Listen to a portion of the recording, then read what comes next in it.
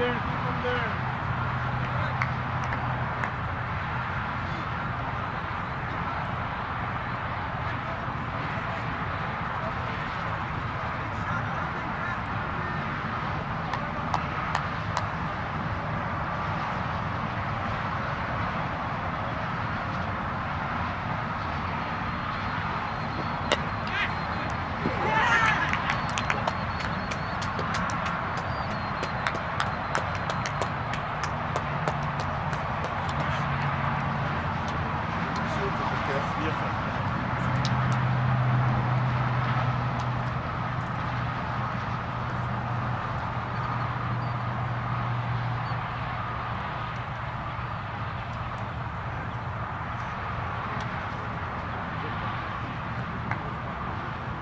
Louie! What the hell, man?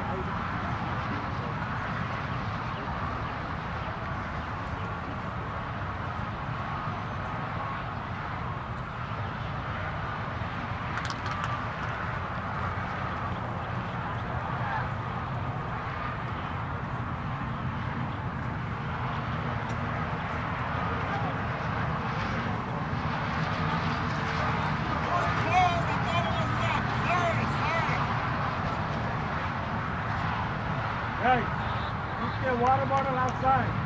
Take those continuously inside, okay?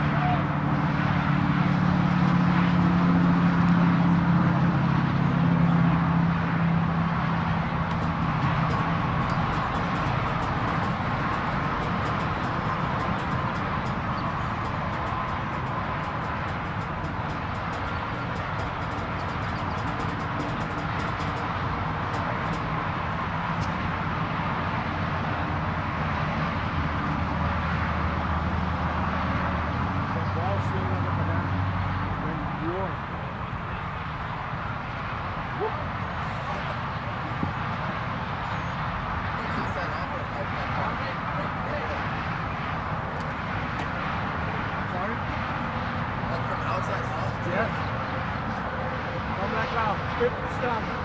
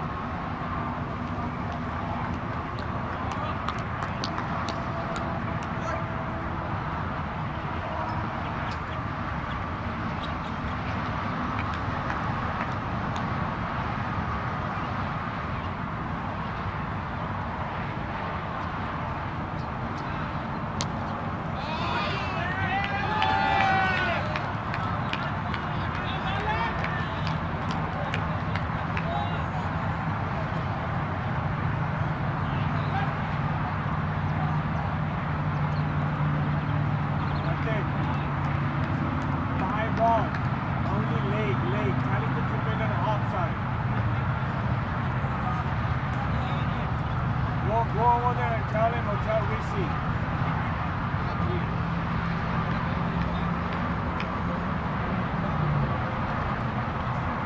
Hey, there's going to be a normal. We got 1 and 2 outside already.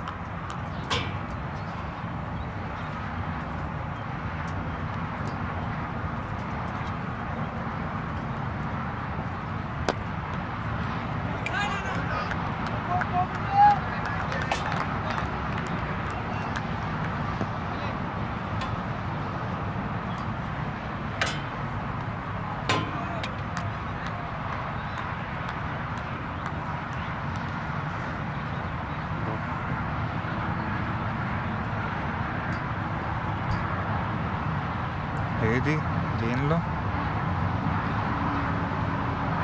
పర్లేదు దేనికన్నా వాడచ్చు.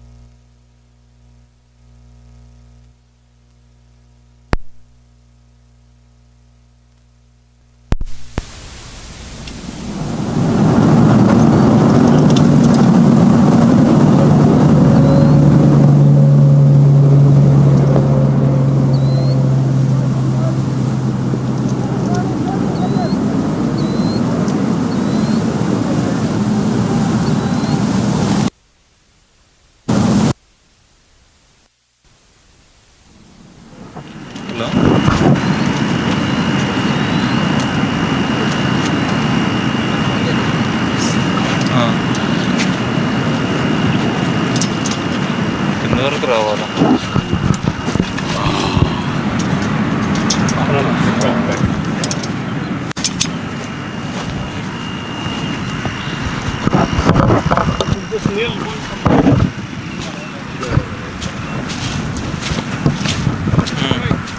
నువ్వు వాళ్ళతో మాట్లాడి చెప్తావా వస్తుందా లేదా అని?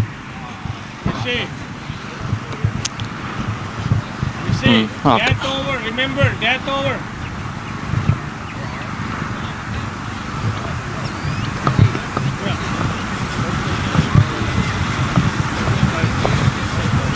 Good, good, good. Good thinking.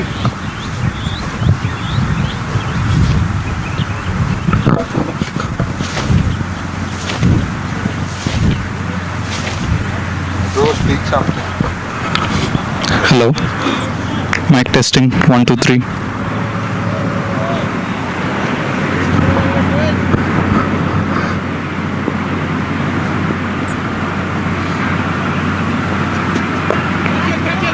Chaitanya, speak something. Mic testing 1 2 3.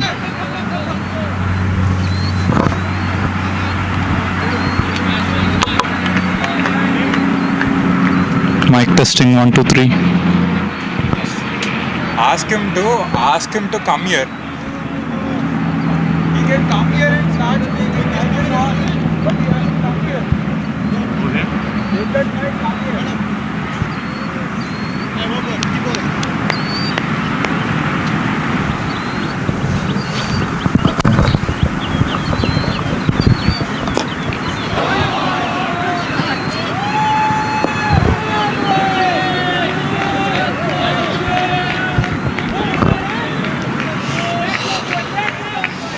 Bro నేను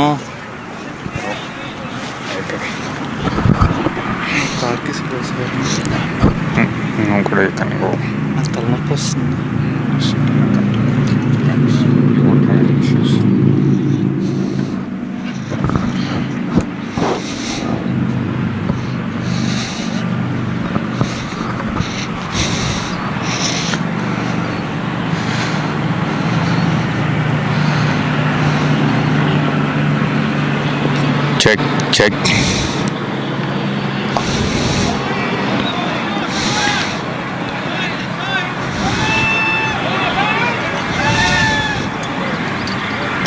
Check. Check.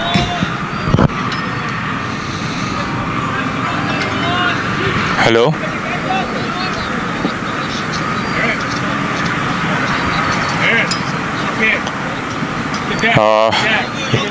The batteries for which one, Meena? The supply? Good. Yeah, okay. Yeah, we do have them.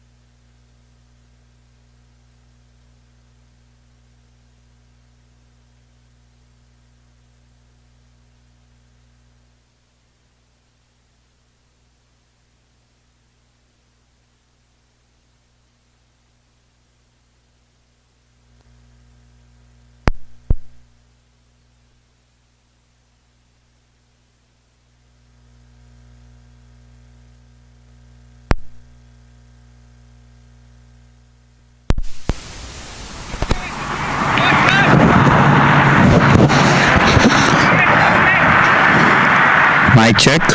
1, 2, 3. No, just hello. Mic check.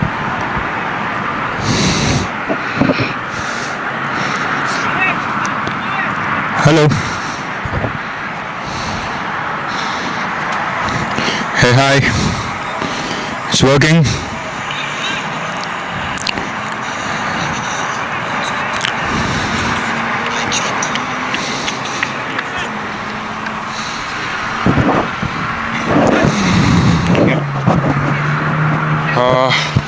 Let me give you guys the mic so I can start the commentary.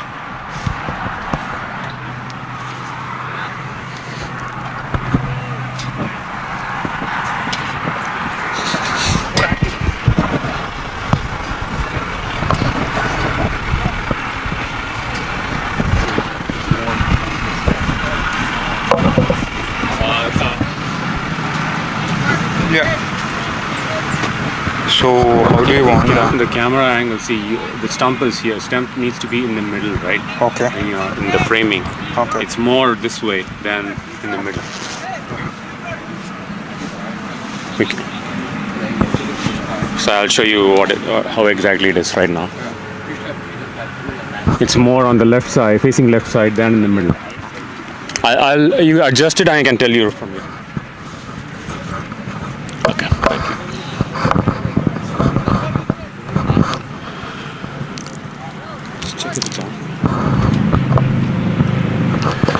Good morning, ladies and gentlemen. Welcome to the Prairie View Cricket Complex, Prairie View, Texas. This is the 2024 edition of the Houston Youth Premier League.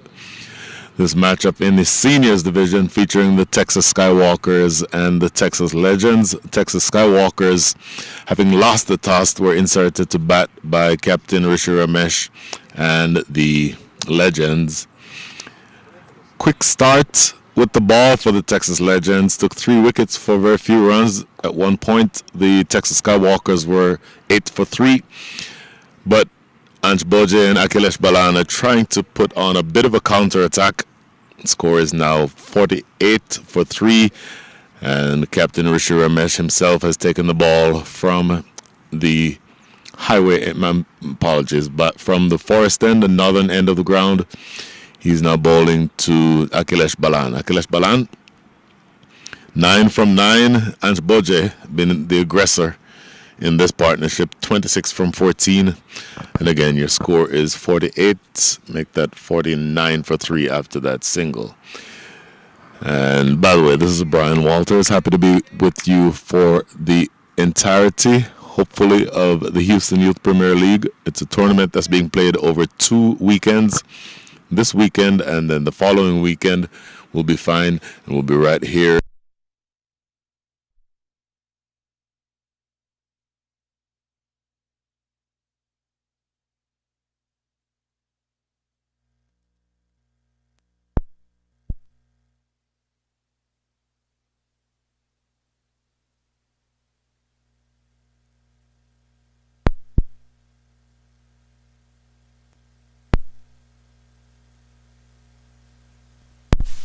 Do quite as well as they would have wanted, but the experience is good for them. Ooh, huge swipe there, and not necessarily the prettiest of shots that time from Akhilesh Balan, looking to play across the leg spinner. In other words, Rishi Ramesh turns it away from him, and he was looking to play that against the spin toward the leg side, and it'll be interesting.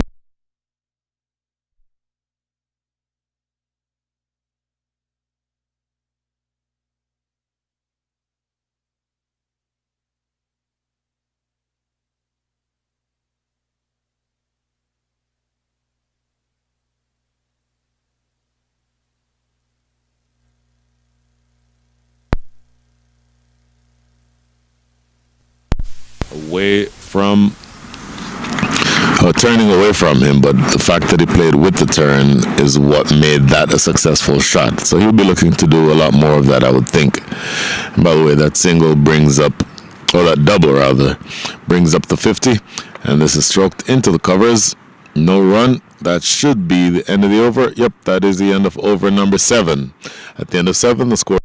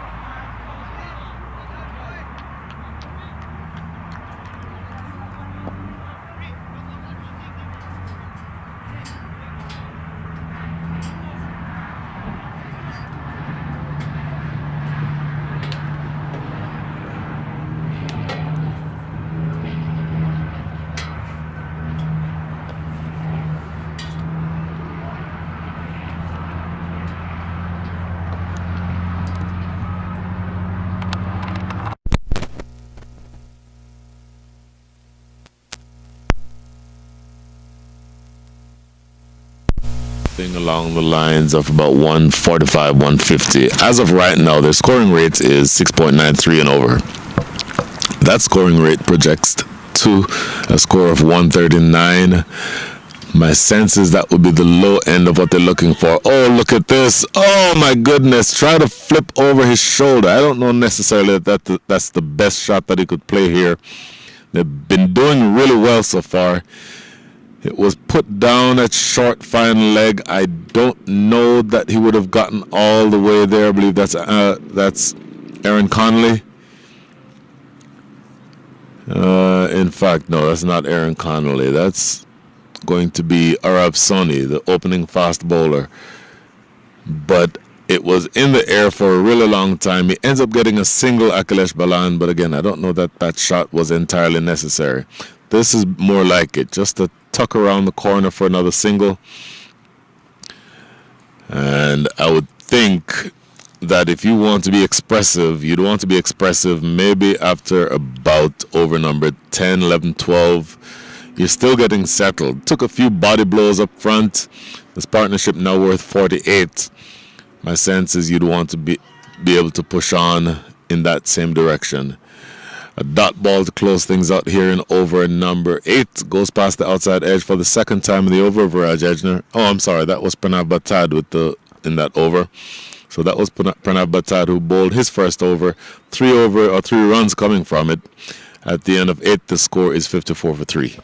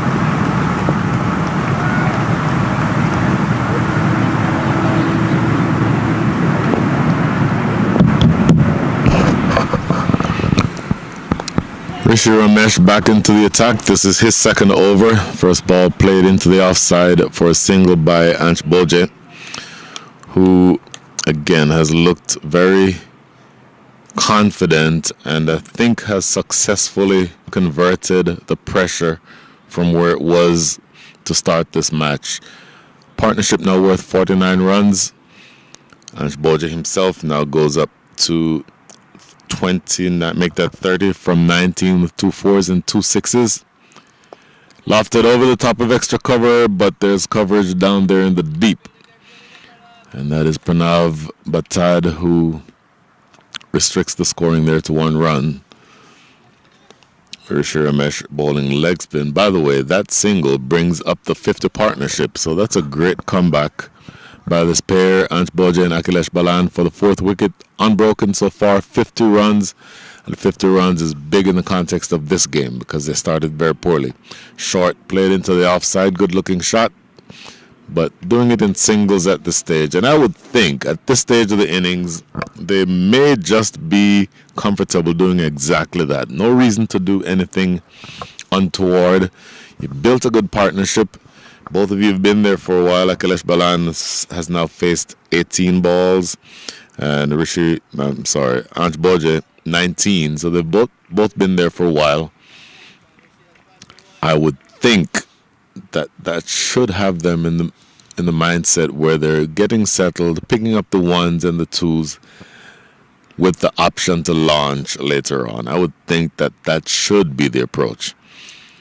So just 1 ball now remaining here in over number 9. Oh, on one knee, sweeping it around the corner. He may get 4 for this.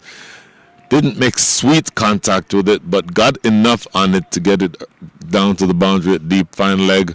Once it passed that fielder inside the circle at fine leg, it was always going to be 4. That's fact, I said one ball remaining. I think that was, in fact, the fifth ball of the over. So now there should be one ball remaining as Ange Boja keeps on going. He's up to 35.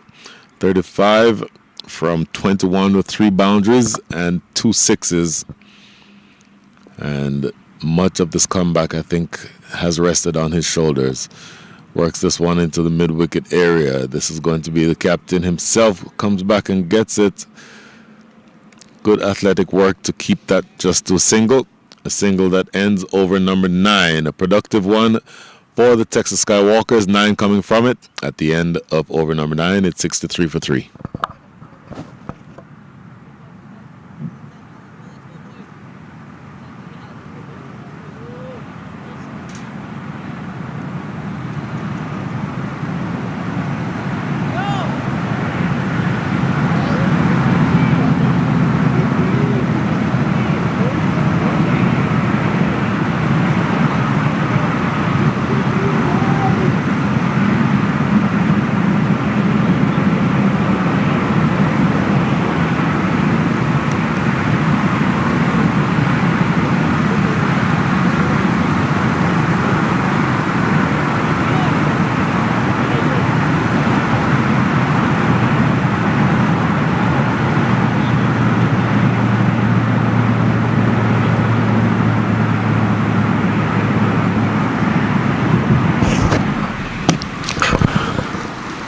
Three for 3 after 9. It's going to be Pranav Batad to continue bowling from the highway end. Bowling to Ange Boje. Wanted a single. Throw coming into the non-striker's end. Akhilesh Balan looking to force the issue. Nothing wrong with being aggressive, but you also don't want to run yourself out. So he'll be keeping that in mind. Tossed up. Oh, struck back down the ground. Just past the outstretched hand of the bowler himself. Just a single, though. And so this partnership, which is really, really beneficial to the cause of the Texas Skywalkers, now up to 58. Pranav Batad into his second over. 4 runs conceded so far. Tossed up and goes big, or looking to go big down the ground. Teasing him with the flight that time, and the huge drive that was attempted by Akhilesh Balan does not come off. We go again. Flatter this time. Pushing it through quicker outside the line of off. Consecutive dot balls after he plays and misses at that one. Akhilesh Balan, you get the sense that he's feeling a little bit sort of caged up. Quick conversation with Ange Boje to make sure that he remembers what the plot is. I would think, as I said, singles really at this stage are perfectly fine. Essentially, you got 4 singles in the last over and ended up make that 5 singles and ended up getting 9. That's a great ball that goes past the outside edge again. 3 straight dot balls, 1 ball remaining here in the 10th over. This is a great over on the way by Pranav Batad. Almost at the halfway stage of the innings. And this is a good comeback over. The previous one yielded 9 runs, but just 1 ball remaining here. Tossed up in the air, nobody out there. It's a deep extra cover, and it is, in fact, it's pulled back just inside. The sweeper coming around from the covers does enough to prevent it from going for a boundary. 3 runs coming from that over after that double. That is the end of over number 10. Halfway through the innings, the score is 66 for 3.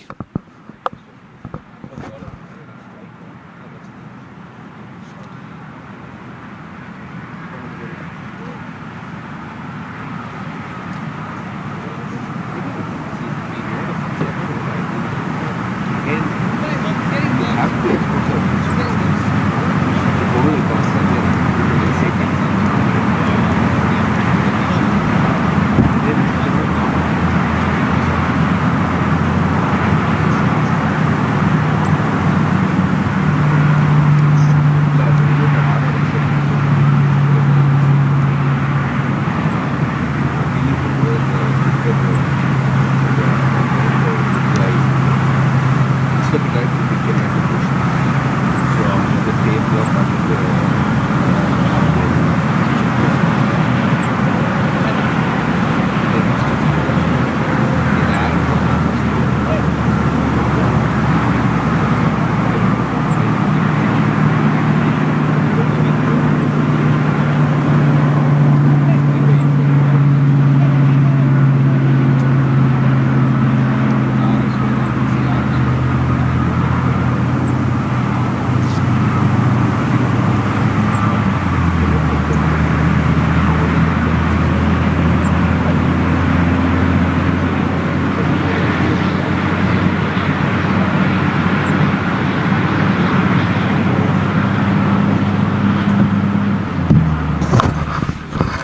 Six to six for 3, 10 overs up, 10 to go here in this T20 opening match that we're covering here from the 2024 Houston Youth Premier League. This is Rishi Ramesh with ball in hand about to start his third over.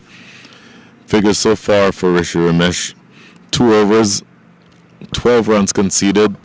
So going exactly at a run of ball is the captain. And he's bowling to Anch Bolje, who again has really turned things around for his team from a pretty ordinary start to now where they're in a decent position. From here, they project to 132, but I think they'll be able to get more than that if they bat smartly. Sweeping this powerfully into the deep. 2-2 is the call. They don't need to run because they just got 2 multiplied by 2. Swept really strongly into that gap, and deep square leg and deep mid wicket were both converging on that, but not able to cut that off, either one. And Anch Bolje is now into the 40s, 40 from 25 with now 4 4s and those 2 6s that we saw earlier. So now maybe Captain Rishi Ramesh thinking that deep square leg really should have done better to stop that one, because he has now replaced that fielder. And this partnership now worth 62 runs and is developing, I think, make that 64 runs, as that last one went for a boundary. So they're into the 70s now, the Texas Skywalkers. And my sense is that they can continue in exactly the same vein unless something happens to change the equation. That's really well played into the offside for a single.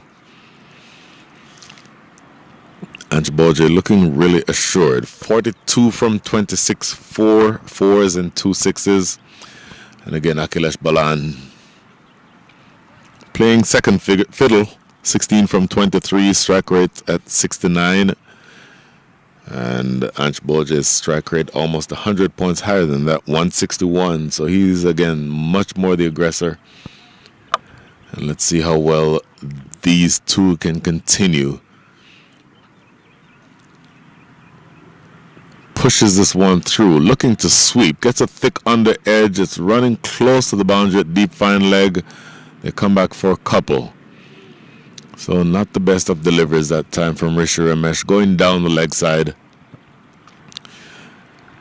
My suspicion is if Akhilesh Balan had actually gotten good bat on that, it would have gone for 4, because there's only one person in the deep behind square. In fact, there's one person behind square, and he is at short fine leg. That easily could have gone away for more runs. Lofted in the air, should land right in front of the fielder down here at long off. That's Pranav Batad. Single. So runs really coming at a much more comfortable rate here for the Skywalkers. The last 5 overs have yielded only 26 runs, including the one that we're in now, but they don't look to be in much trouble. Whipped away around the corner. That's going to be 4 more, I would think, traveling across the ropes and getting there now. And as I mentioned, runs do seem to be coming a lot easier. 12 already from this over. Rishi Ramesh's 2 overs combined before had cost him 12. He's already conceded 12 from the first 5 of this over number 11. And by the way, Anch Bolje now up to 46. So he's only a similar stroke to that one away from his half century. Very well played innings for him. Leg spinning all-rounder. Bowls traditional leg spin, orthodox, unorthodox spin, in other words, a wrist spinner as a right-hander, but is a top-order left-handed batter. Really good, solid young cricketer. Last ball of over number 11. Reach. Oh my goodness, he got that to turn through the gate. Maybe I jinxed him. Ange, I am so sorry. I just jinxed you. That turned in from the outs, in fact, from maybe a fourth stump line, snuck between bat and pad and kissed the top of off. That is a brilliant delivery, bowled by Rishi Ramesh.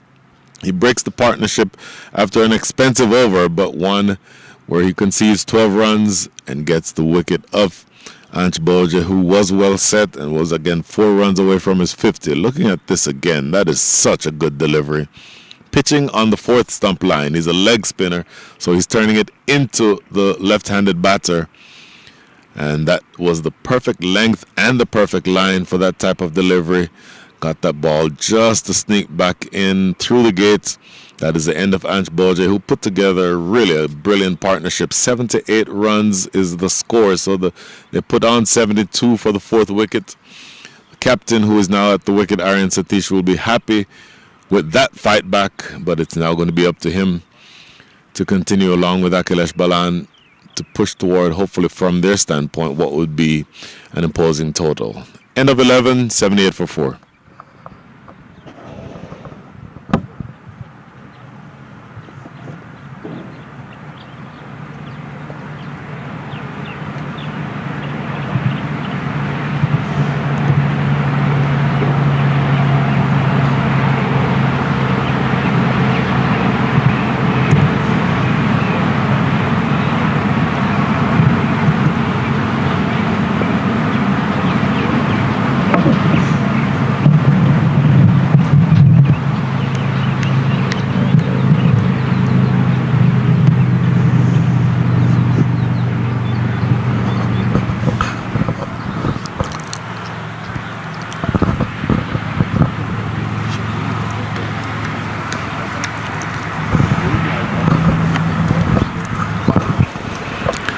Continuing with an all-spin attack, Viraj Ejner will be now bowling his second over. First one went for 11.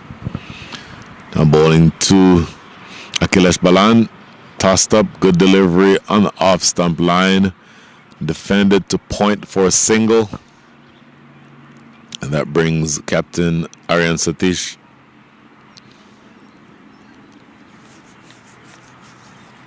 on strike to face his first ball. So while Mr. Satish gets ready, just look at the total score. 79 for 4 after 11.1. That scoring rate is 7.07. Scoring rate of 7.07 from here gets you to 141 runs. I would think something along the range of 150 is where they'd be aiming. To get to 150, they would need to score at the rate of 8 and over from here. I think that's doable. In fact, at the toss, Captain Aryan Satish mentioned that he wanted to target a score of around 150, 160. At the beginning of the innings, when it was wet and damp, that score looked relatively unreachable. At this stage, with conditions having changed a lot, and with the partnership put on for the fourth wicket that was just broken, it feels like that is within reach, but it will take intelligent batting the rest of the way. In the air for a while, diving attempt to field that one from the fielder at cover, but they come back for 2. Strong throw to the non-strikers end, but I think 2 is always going to be on the cards. So in order, again, for them to get to a score of about 150, 8 and over gets them there. From where you are right now, exactly 8 and over gets you to 149. If you wanted to dream, I would think 10 and over gets you to 166. 11 and over gets you to 175. Dabs this one to short third, and they get a pretty straightforward single. Good commitment there. Easy, loud call by Akhilesh Balan to make sure that he was calling his captain through for the run. Akhilesh Balan now, of course, the senior in this partnership. 20 from 26, he's now on strike. Aryan Satish is scoring exactly at the rate of 100. 3 runs from 3 balls. And my sense is that singles alone should work from here. Reverse sweep being attempted. So earlier we saw the scoop shot tried by Akhilesh Balan. Now he tries a reverse sweep. I am no longer going to criticize choice of shots because the game has changed very much from when older guys like myself used to play. But I think a punch down the ground for a single is just as good as a reverse sweep. Now another just dropping into this offside and looking for a second run. Both backward point and Gully were both thinking that the other was going to get it. Neither one, well, in fact, they ended up getting a decision as to who was going to field that. A single was always on the cards anyway. Productive over again. Run a ball that time, 6 from the over number 12. And at the score of 12, the score is at the end of 12, the score is 84 for 4.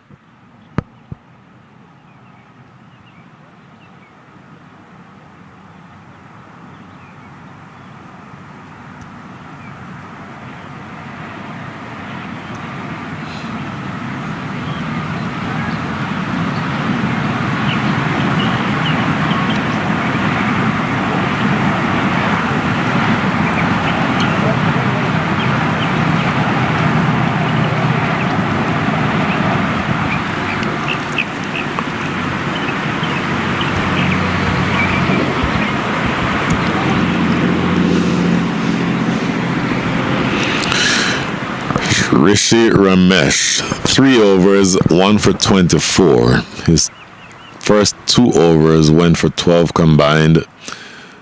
Much more expensive 3rd over, but he got the last laugh, taking a wicket with the last ball of that 3rd over. So now facing up to his opposite number, Aryan Satish. Both leg spinning all-rounders. Tossed up. Oh, that didn't go where he was looking to play it. Thick inside edge takes it to square leg. Rishi Ramesh with his hands on top of his head that time because that under edge could have gone anywhere. Aryan Satish continues to score at the rate of exactly 100, now 4 from 4. And this for me is an interesting matchup. See the man at extra cover dropping back onto the edge of the circle because I think Rishi Ramesh thinks that Akhilesh Balan is going to be aggressive. Well, Bold looking for a quick single here, and that puts the pressure on the fielder coming in from the covers. That's probably a lesson for the youngsters watching. If you're aggressive in the field or with running between the wickets, you can sometimes put the pressure on the fielding side. Maybe you don't want to do it to the best fielders around, but I think it was the commitment to get that single initially that made it ultimately possible. And again, at this stage of the innings, turning over the strike really is about the most productive thing that you can do. You keep the runners or you keep the runs, the scorecard going. You have some disruption in the field. It irritates any bowler to just have singles scored against them. Off the back foot into the offside should just be another single. So the first 3 balls of over number 13, the 4th being bowled. So the last one in his spell for the captain. Conceded a single on all 3. Looking to be very aggressive. That may be far enough to get 2 good commitment to running. And so it was in the gap between cow corner and long on. And you could easily hear the call 2-2-2-2-2 from initially when the shot was played. So you're looking to be aggressive. You're looking to score quickly. There's nothing at all wrong with that this stage of the innings. Shorter, pushing this one through more quickly. Rishi Ramesh dropped into the offside for no run. So this is the last ball of his spell. Good productive spell so far with one ball to come. 29 runs. And he would probably want to end with a dot here. Reverse sweep, goes away for 4. That's not going to be a dot. And he's tried those unconventional shots a couple of times. Hasn't always come off well, Akhilesh Balan, but he gets this one. And once it gets through the circle behind point, always going to be 4. 9 runs coming from the over. Last one bowled by the captain. So there'll be bowling change from that end when we come, when the bowling returns to that end. End of over number 13. The score is 93 for 4.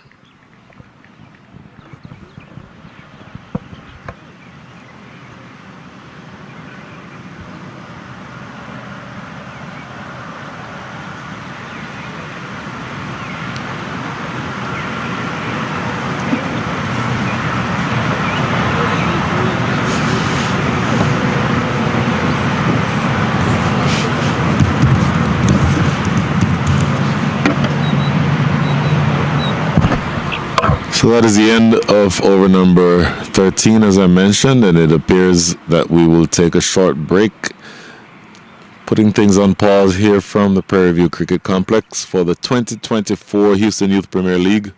We'll be back.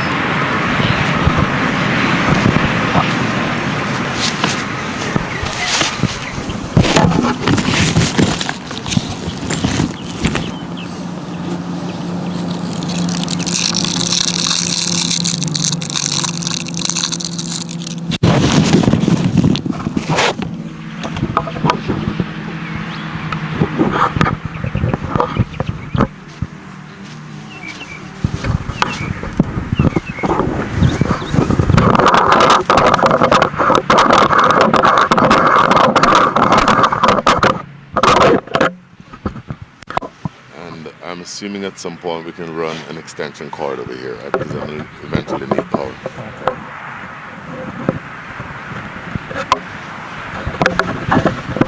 Should be fine for the rest of this game by the time the second game starts.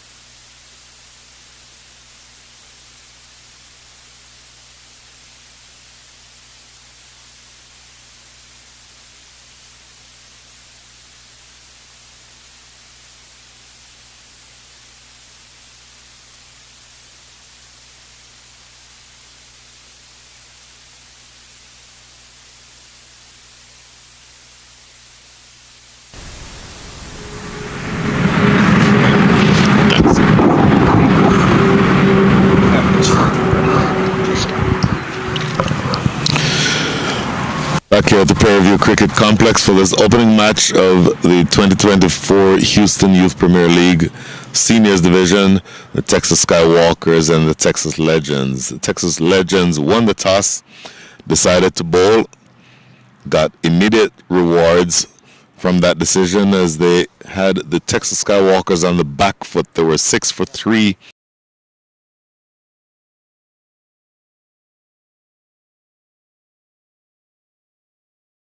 $78 for 4, and it's now Viraj Ejner back into the attack as Akhilesh Balan has been joined by his captain Aryan Satish. Score now 9-3 for 4, with one delivery having been bowled in over number 14. Oh, look at this! A delicate late cut, should get 2. I don't think it will get all the way to the boundary. Coming back for the third. This is good running. Good strong throw, but well run by this pair. And that shot was one that you thought would be productive, but I didn't know that it would have yielded 3 runs. So that's good aggressive running by the Skywalkers. And to the extent that you want to continue putting pressure onto the bowling side, that is actually a very good approach. 40 deliveries remaining here in this innings. Still 6 wickets in hand, so you want to get as many runs as possible. Tossed up. Wanted to go for the big drive. Not quite there. And so we talked about projections earlier. The current scoring rate of 7.1 gets you to 142. 150 is probably the minimum that you'd want to be looking for. Tries a reverse sweep again. Well, he saw it work once for a boundary. He's tried that a number of times. Doesn't come off here. By definition, the reverse sweep is a premeditated shot. So he may consider himself lucky that that ball was not on the stumps, because by definition, it's a high-risk shot also. So, oh my goodness, goes down on one knee and pulls this behind square. He actually pulled that right off of the top of middle stump. A run-out opportunity given him. Oh, man, look, they wanted to be aggressive, wanted to get quick runs, but they ended up going for a single or second run, rather, that appeared to not be there. And he was relatively late with his slide, Akhilesh Balan, and ended up just being short of his ground, the square leg umpire being the one who confirmed that in fact his innings was finished. Akhilesh Balan ends up with 29 runs to his name, and I think he'll be disappointed with how he was out. So essentially helped the opposition get him out, going for a second run that in all likelihood was not there. So that is the end of him. Aryan Satish at the other end, 9 from 8. And the new batter now coming in. We'll find out who that is as soon as we can.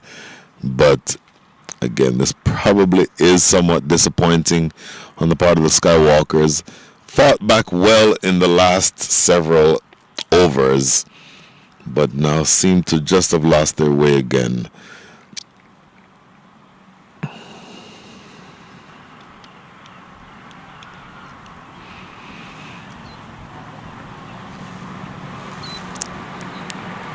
So your new batter is going to be Shayan Chakraborty. The score is 97 for 5 with 1 ball remaining here in over number 14. So you're down to the last 37 balls of the innings, and all the projections in the world don't really matter if you're consistently losing wickets, because one of the best ways to slow down the scoring rate is for the opposition to take wickets, or for you to help them by giving them wickets. And so that's going to be something that Captain Aryan Satish wants to pay attention to. He has 9 from 8. He's at the non-strikers end. And Shayan Chakraborty will face the last ball of over number 14 from Viraj Ejner. Tossed up and stroked square, should get 2, but they may be a little gun shy, and in fact that's exactly what they are. Possibly an overthrow, and now they do go for the overthrow. That's not going to be very pleasing to the captain, Rishi Ramesh. Should have just been 1, end up conceding a couple. And at the end of over number 14, a successful one from the standpoint that it took a wicket. Texas Legends maybe want to clean up a couple of different things in the field, but I think overall they may be comfortable with where they are. 99 for 5 after 14.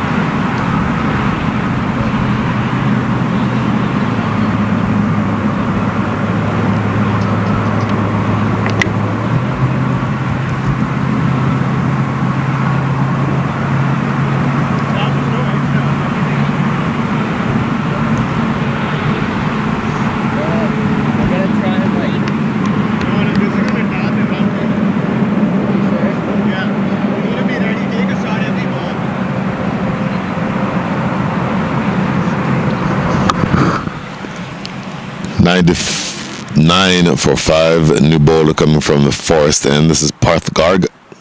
Right arm over the wicket. Good ball, bang on target. Played with the straight bat by the captain, whose strike rate has now fallen to exactly 100. 9 from 9.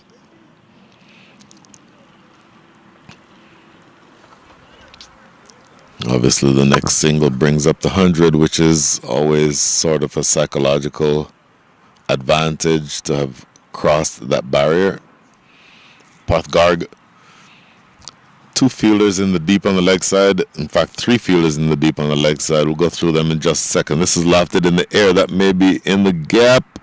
And, it goes for 4. Long run coming around by the fielder from long off. And the fielder from deep extra cover also converging on that ball, but neither one able to get to it. And that is going to be sort of a freebie because it was a full toss. It was around knee height. And Captain Aryan Satish helping himself to 4 runs. Stroke bringing up the 100, by the way. Now 103 for 5. Down to the last 34 balls in the innings. Scoring rate 7.19. Better ball, stroked to short extra cover. Rishi Ramesh doing the hard work, but again, almost definitely a single was always going to be on in those circumstances. So looking where your runs are going to come from, the captain himself has 11 from 10 after that single. Shayan Chakraborty 2 from the 1 ball that he faced. Short, oh my goodness, this is an under edge, well kept by the keeper, but that under edge could easily have gone back onto the stumps, so he may consider himself lucky there, Shayan Chakraborty.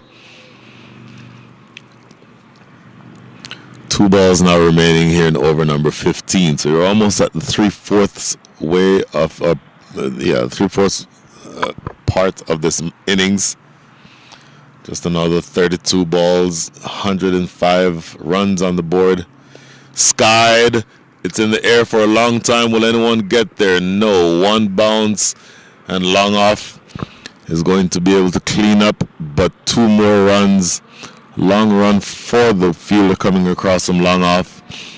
But I don't know necessarily that he needed or wanted that ball to go exactly where that went, Aryan Satish, but he got enough on it to where it landed safely. But now the captain, Rishi Ramesh, has put himself back in that spot where the ball just went. So probably the safest pair of hands in the field, Rishi Ramesh. And he's essentially daring the captain to do that again. Stroke straight down the ground. Should just be 1. Yep, they do settle for 1. So productive over. 9 coming from over number 15. Last 5 coming up, 108 for 5.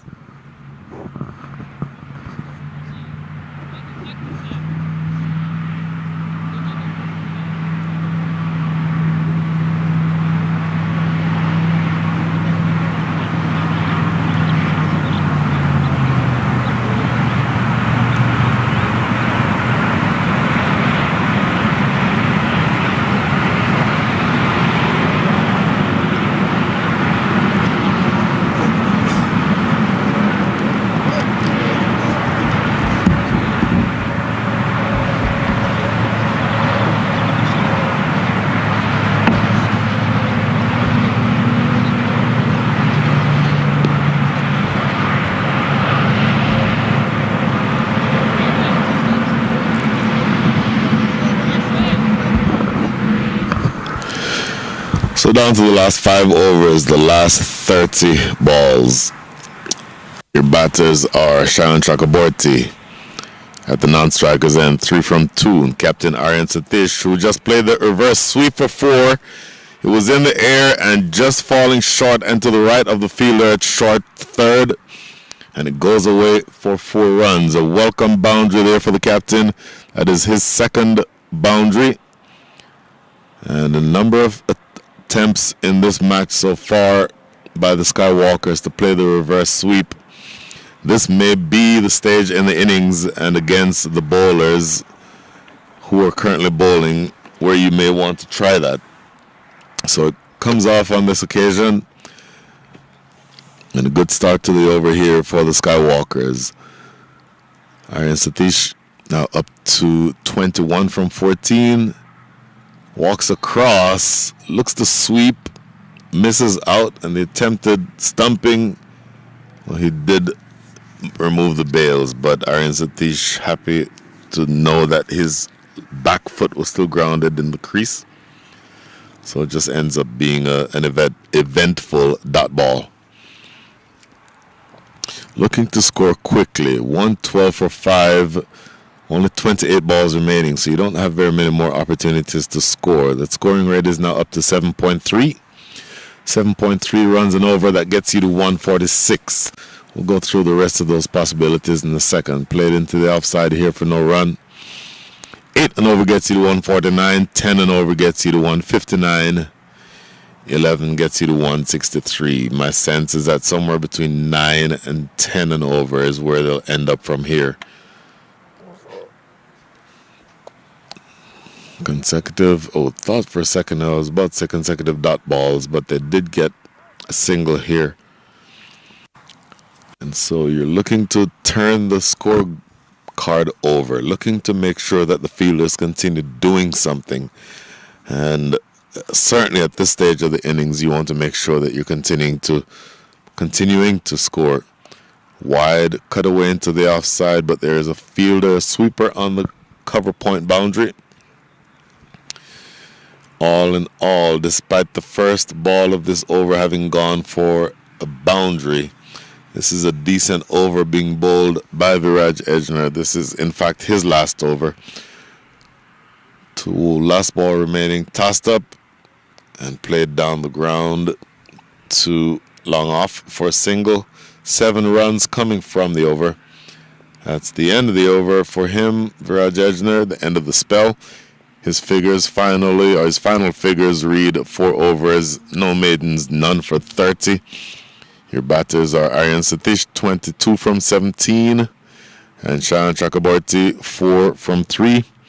End of 16, the score is 115 for 5.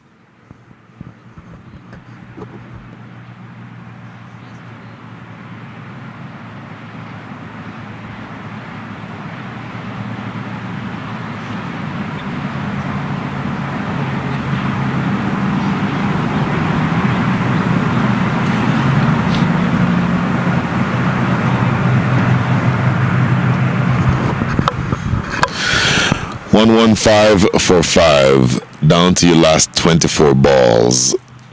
My sense is that this is where the batters are going to start being a lot more expressive, particularly Aryan Satish. Shown himself to be the more enterprising of this pair. Sharon Chakraborty has only faced 3 deliveries. Aryan Satish has been there longer, been there for 18 balls. Has 23 runs against his name with 2 fours.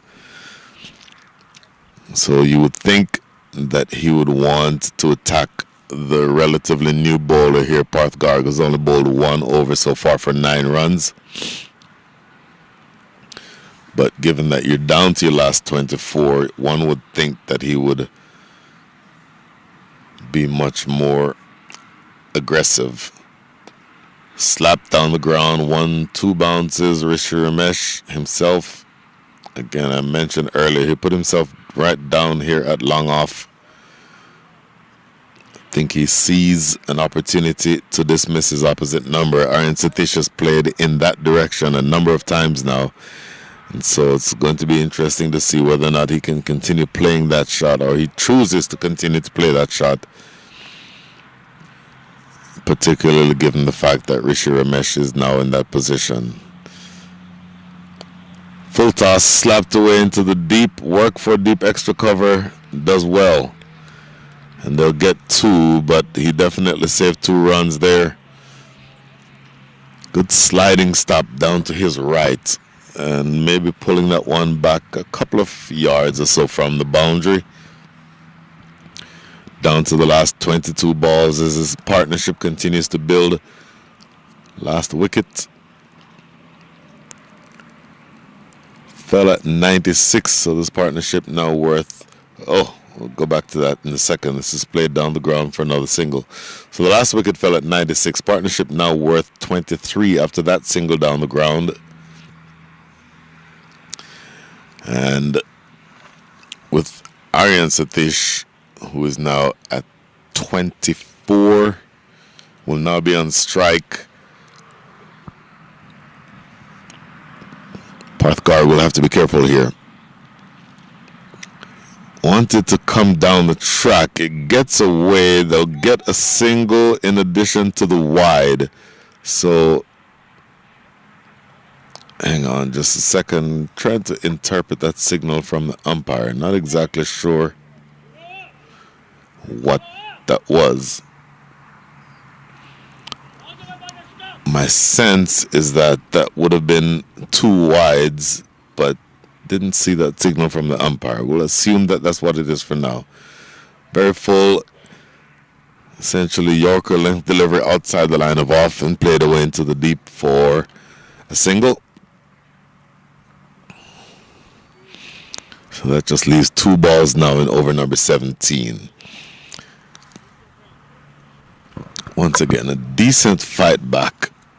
Remember, they were 6 for 3, so they've added another 116 runs with the loss of only 2 wickets. So very, very good fight back by the Skywalkers, but it's up to them to close out strongly here. Last 20 deliveries in the air for a while will land short of extra cover. Oh my goodness, that would not have been something that makes Rishi Ramesh happy. Fielder inside the circle at extra cover apparently lost track of the ball. Took a few steps to his left and then completely lost it, and it went by him for a couple more runs. Very frankly, that should have been a dot, but you'll take those 2 runs if you're the Skywalkers. Last ball now coming up in over number 17. 19 balls to go in the innings. Gets this one in the air, and the catch is taken. A pretty straightforward catch in the end. Looking to play that to mid-wicket, Aryan Satish, and gets a thick top edge, and it swirls in the air for a while. Not much wind here in Prairie View today, but it was a bit of a swirling kind of a catch. But he judges it well and takes a pretty straightforward catch in the end. So that is wicket number 6 that goes down. At the end of over number 17, the score is 124 for 6.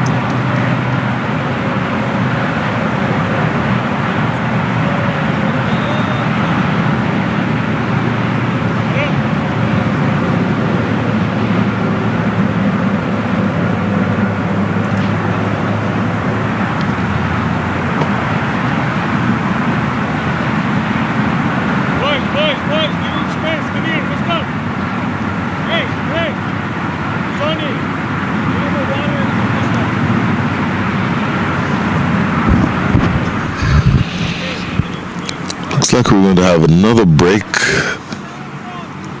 Not exactly sure what the issue is with the captain, who, after having been dismissed, is in some difficulty. So we'll hopefully get that sorted out as soon as possible. But in the meantime, we're going silent here from the Prairie View Cricket Complex. The Texas Legends with the ball. Another 3 overs remaining. The score is 124 for 6.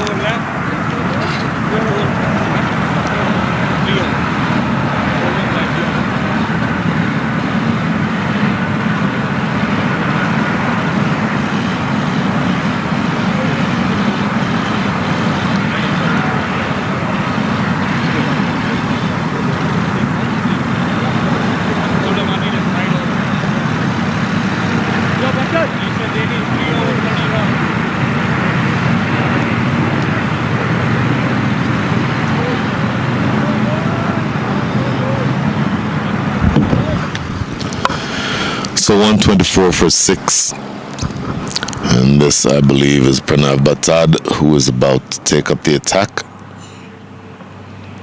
2 overs so far, none for 6. Very frugal. Not giving away much. 2 overs and 6 runs is a great stat line. But now you're bowling in the back end of the innings. So overs number 18 and 20 is what I would assume he'd be bowling. Pushes this one through. That doesn't go where he wanted to get it. And it goes off of the thick outside edge. Carries straight to short third for another wicket. So a quick delivery. Tailing toward leg stump. Look to work it away on the leg side. Sharon Chakraborty. And that ball peeled off the outside edge. Carried at pace, actually. Didn't think it would have gone that quickly, but carried at pace to the man at short third, who took a pretty straightforward catch at head height. So that is wicket number 7 to go down for the day for the Texas Skywalkers, and he ends up losing his wicket. And again, we talked earlier about projections, but the best way to slow down that projected scoring rate is by wickets falling. And so 1 delivery into over number 18, you're only down to the last 17 deliveries. And after Chakraborty's dismissal, the new batter is going to be Joy Jadhav. Tossed up, playing it in the air for a while. It almost carried to that same fielder. And just for a second, I thought a second run might be on there, but not to be. But you'll take these singles definitely, because you do want to do something to turn the scoring or turn the scorecard over. I mentioned Joy Jadhav. The new batter actually is now Akhilesh Nanda Sudhakar.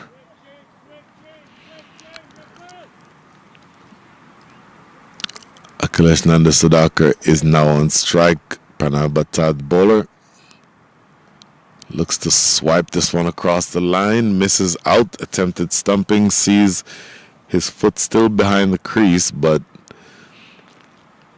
that ball will definitely hurt you here. You want to make sure that you keep scoring. Absolute minimum, you need to get singles. This is in the air. It's going to be, getting past the fielder at short third. They'll get a couple off the outside edge, so it was spinning, and when it landed, it spun away from the fielder.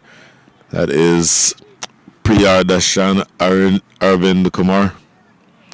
My apologies, Priyar. But you get those 2 bonus runs. Here's the next delivery. Smoke down the ground for 4. That is a good-looking stroke. And that is more of what you're looking for. Confident strike. And one that results in a solid boundary here. So you need a whole lot more of those toward the back end of the innings, into the 130s. But that was a confident strike right down the ground. And we'll see whether or not they can make this happen again the rest of the way. 127, make that 131 on the board. And last ball coming up in over number 18. Tossed up, sliced down into the deep. They should just get 1. And that is the one that they need. A single there to close things out here in over number 19. Make that 18. After 18, 8 coming from that 18th over. The score is 132 for 7.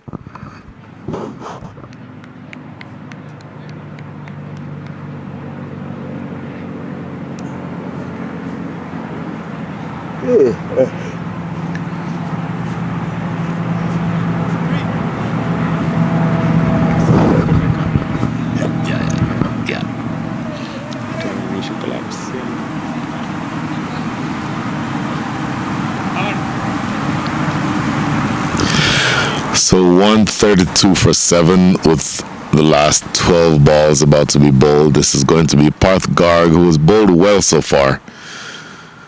2 overs, 1 for 18. So it's bowled well from the standpoint of being maybe not economical, but toward the back end of the innings. If you're given the ball to bowl under those circumstances, you'd probably accept those types of numbers, and he has taken a wicket. First one of the 19th over is a single down the ground.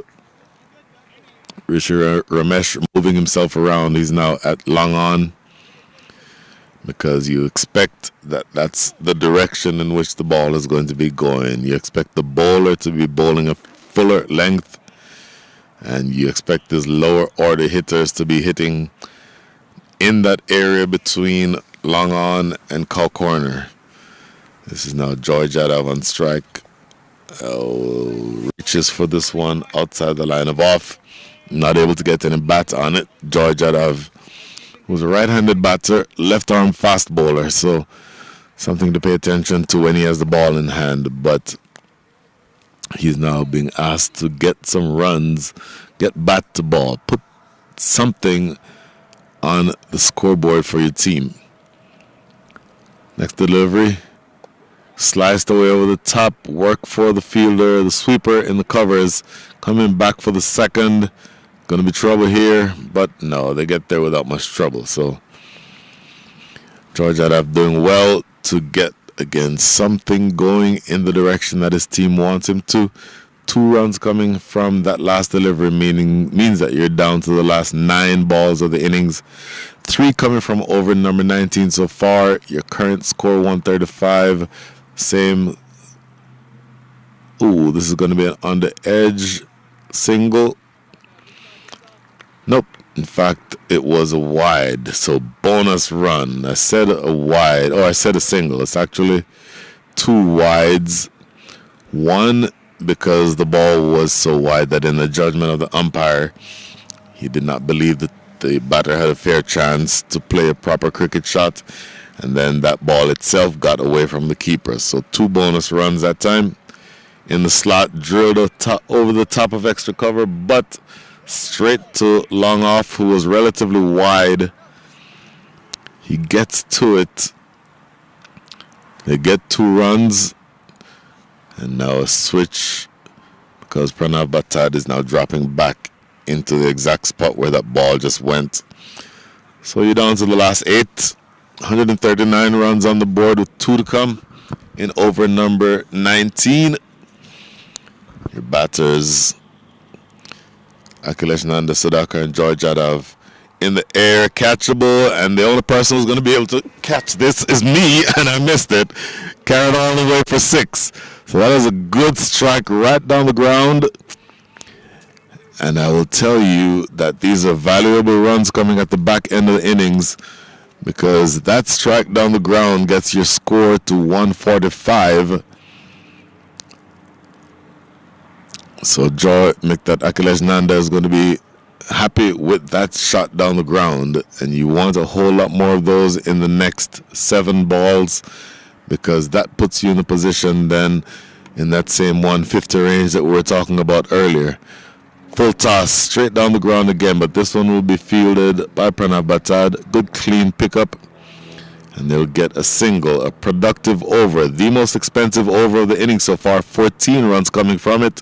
47 come from the last 5, and with 6 balls remaining here in in the first innings, the score for the Texas Skywalkers is 146 for 7.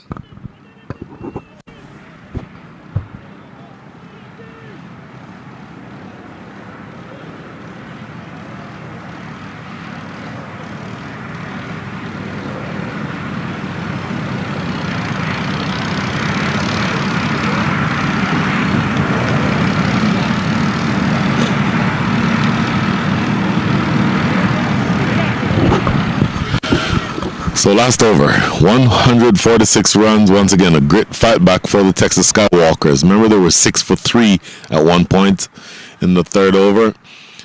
They've added 146 runs, or 140 runs from that point.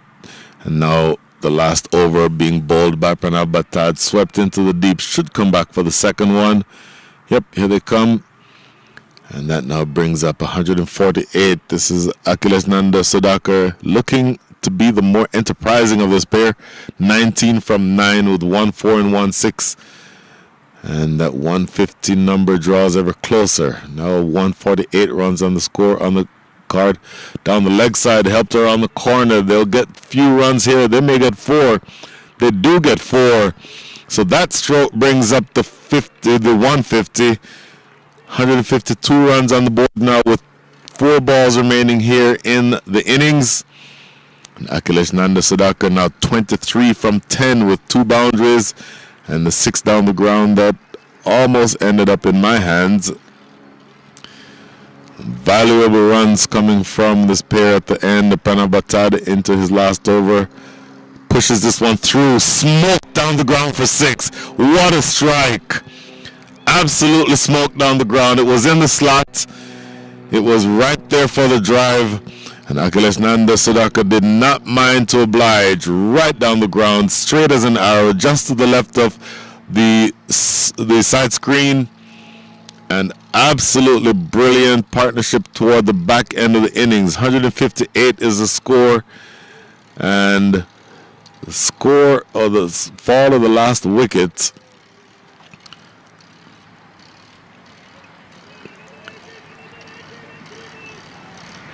was at 124. So this pair has added 34 runs in a really short period of time. Next delivery, a swipe wanting to go across the line again. Probably would have been better off getting that one toward extra cover. Hard to criticize somebody who's added some valuable runs at the back end of the innings though. So last 2 runs or last 2 balls coming up here in the innings. Sudhakar 29 from 12, looking to continue. Straight drive down the ground. This is going to be fielded by, that is the captain Rishi Ramesh down there. Single. And so George Yadav will have the honor of facing the last delivery of the innings. 13 runs from the over so far. George Yadav faced 3 balls, scored 3 runs, and he'll be looking to throw the kitchen sink at this last ball. Swipe and a miss. Anticlimactic end to the innings as he stumbles out of his crease and is stumped. So he's dismissed. But a good fight back, a really good fight back. 159 runs is where they end up. The Texas Skywalkers, once again, they were 6 for 3. Lost the first wicket with no runs on the board. Did well to come back to where they are. 159 runs is where they end up. Raunak Saluja, not. Tarandeep Paul, 3.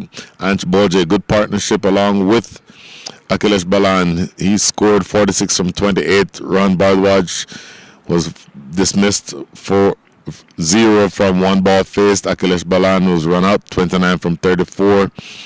Captain Aryan Satish, 26 from 21. Sharon Chakraborty, 8 from 7. And Akhilesh Nanda Sudhakar, really good innings for him. 30 from 13 with 2 4s and 2 6s.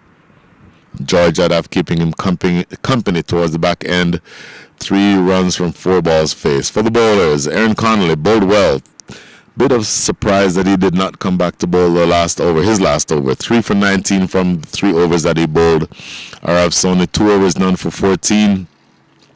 From there, Viraj Ejner and Rishi Ramesh 4 overs each, conceding 30 and 33 runs respectively. Then Pranav Batad took 2 wickets in his 4 overs, conceded 27. Parth Garg 3 overs, 1 for 32. So that is the end of the innings. Short break for us right here at the Prairie View Cricket Complex.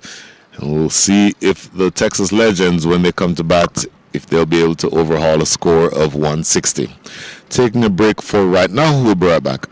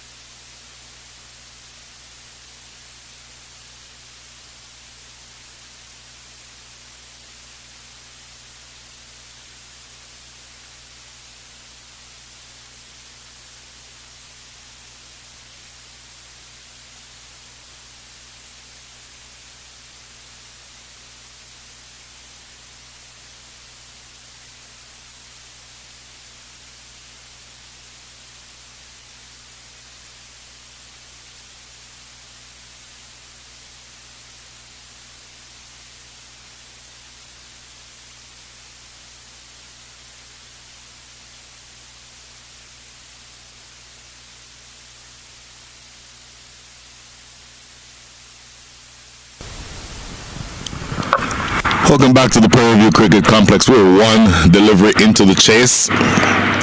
Chase of 160. Joy Jadav with the new ball in hand, left arm fast bowler. Sprays this one down the leg side, so that's going to be one that he'll have to re-bowl. Always tricky to bowl to a left-hander and a right-hander at the same time. The left-hander currently on strike is Priyadarshan Arvind Kumar. The striker, or the non-striker, who started off the innings on strike is Pranay Balaji. Got a single from that first ball, so with the wide that was just bowled, 2 deliveries have been bowled in this innings so far, just 1 legal. Joy Jadav coming from about a 22-23 yard run-up. Here he is down the leg side again, having a little bit of trouble with the left-hand, right-hand combination. I don't know if Joy Jadav is exactly like me in this instance, but when I bowled or when I played, I was a left-arm fast bowler myself, so I have a lot of sympathy for left-arm fast bowlers, and I can tell you I had exactly the same issue that Joy Jadav has right now. I preferred bowling to right-handers. It's always difficult to find the right line to a lefty from over the wicket, from the angle at which he's bowling now. So I unfortunately struggled with the same thing that Joy Jadav appears to be struggling with right now. But he has put that out of his mind because he has a relatively decent total to behind him. Goes down the leg side for the 3rd consecutive time. And he's getting a fair amount of movement through the air is what it seems to me. So he may consider just gripping the ball cross seam to cut down on some of that movement. Doing that would allow him to essentially get that ball on the right line. You're bowling to a 6-3 field. There is a deep fine leg. There's a mid-wicket. And then the captain, Aryan Satish, is at mid-on. So those are the 3 on the leg side. Other 6 fielders are on the offside. So you're going to want to, and in fact they now drop an additional fielder into the leg side, a short fine leg, and move deep fine leg around to backward square leg. So a little stronger on the leg side, but I think the off stump line is still the one he'd want to find. 4th consecutive time going down the leg side though. So a handful of wides here. Joy Jadav having trouble finding the right line. 4 wides already from this over. And still 5 legal balls left to bowl. So he will want to clean that up, Joy Jadav. One thing also to pay attention to, and I'm again drawing this from my own experiences, when I had trouble getting the ball on the right line, invariably when I did get it on the right line, it took a wicket. Now this will be easier bowling to the right-hander. Good delivery. That's exactly the line and the length. So he does not have much trouble bowling to the righty, it doesn't appear. He'll just need to find the right line as it relates to bowling to the left-handers. Or to the left-hander.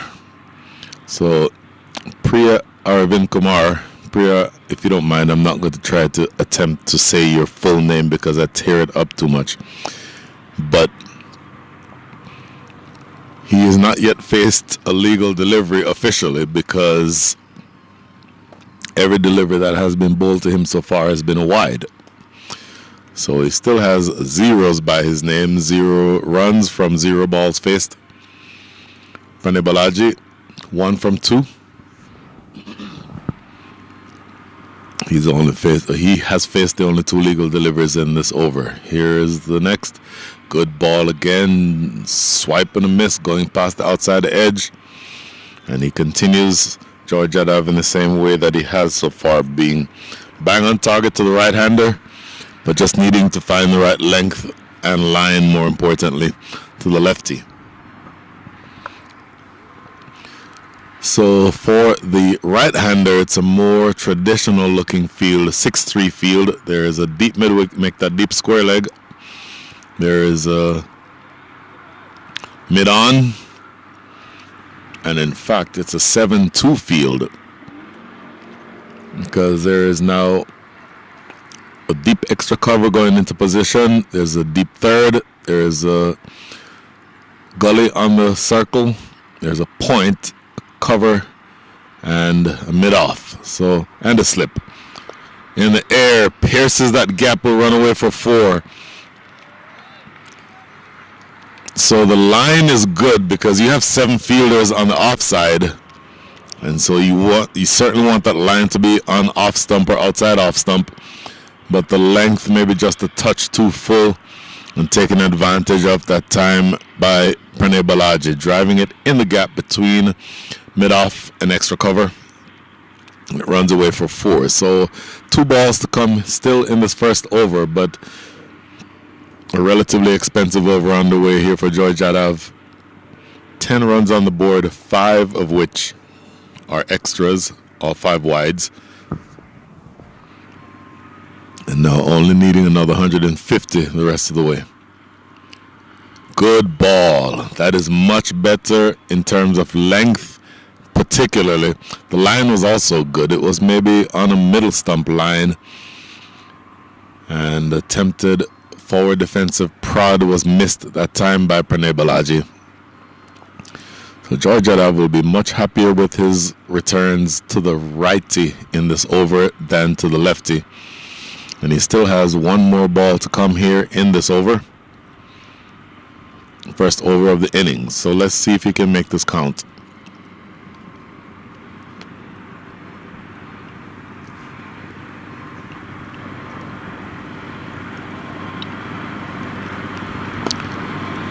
Play it to mid-off. Quick single. The captain has it. Thought for a second about taking a shot at the stumps. Holds on to it. So an expensive first over comes to an end. Single to close things out in over number 1. The score is 11 without loss.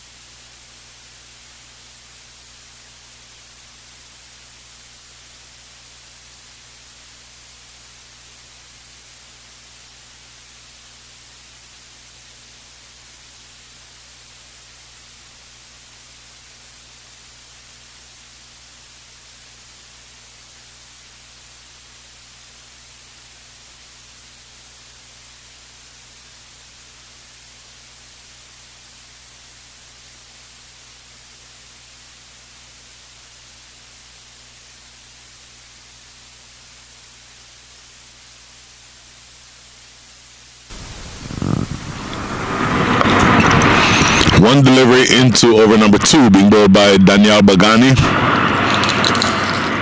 Daniel Bagani has apparently undergone some sort of transformation, because the last time I saw him, he was a seam bowler, like his big brother Ryan. He's now opening the bowling from the highway end, bowling orthodox spin. And as an orthodox spinner, he's now bowling around the wicket to the left-handed Priya Aravind Kumar. Not surprising. Looking to get that ball from around the wicket to dance in toward the batter, then pitch and leave him.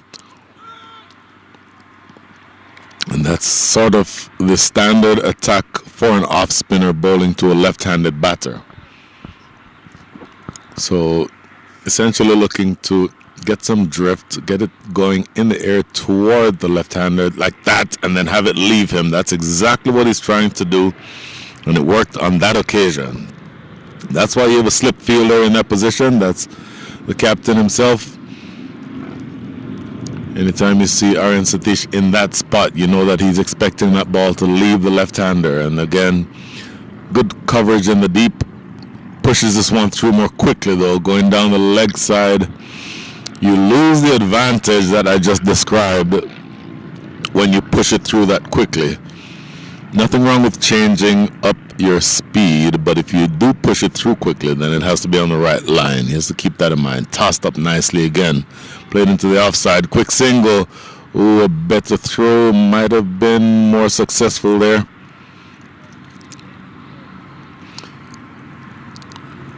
But they get that quick single. Daniel Bagani now 3 deliveries, make that 4 deliveries into his first overs. Conceded 3 runs so far. 3 meaning 2 singles and the wide that you saw the ball before this one.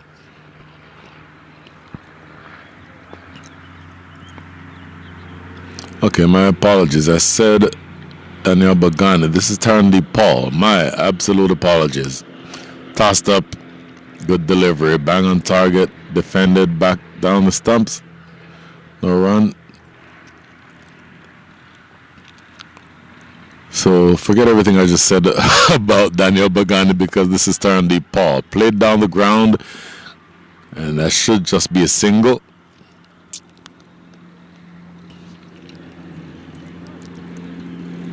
And that is the end of a good first over by Tarandeep Paul. So economical. Always good that you can have a spinner who bowls during the power play overs and keeps things quiet. 2 overs up, score is 15 without loss.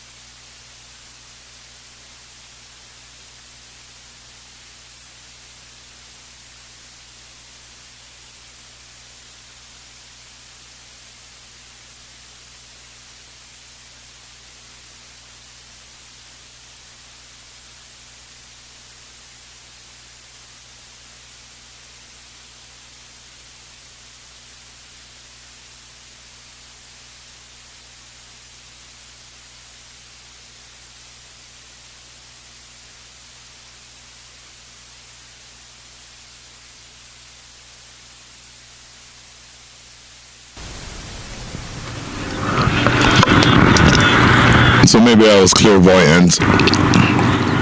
This is in fact Daniel Bagani, who's bowling from the forest end.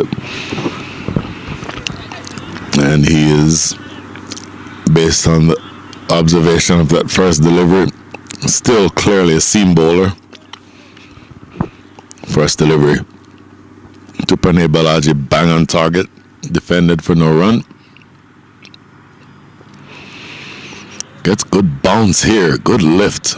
You might have heard the grunt as he releases that ball. So good start to his spell. The first one defended in front of the stumps. Second one fended awkwardly to short fine leg for a single. So as of right now, big picture, the Texas Legends need 144 runs in the next 106 balls. So they need to score at the rate of 8.15 and over the rest of the way to be able to win this match. Now, they certainly have the batting firepower to do it. But you're going to want to see, oh, look at this. Speaking of batting firepower, this one is a little too straight and whipped away behind square for 6. So it just shows the small margin for error when you're bowling to a good batting side, because this one going down the leg side, and once again with the left-hand right-hand combination, it makes it tricky sometimes for the bowler to find the right line. And if you miss your line to a left-hander going down the leg side, just about any left-hander, and I include myself in this conversation, loves that type of delivery because it is so easy to score off of. So, and that issue is exacerbated more from around the wicket. So he may consider bowling over the wicket, short in the air, one bounce down to deep third.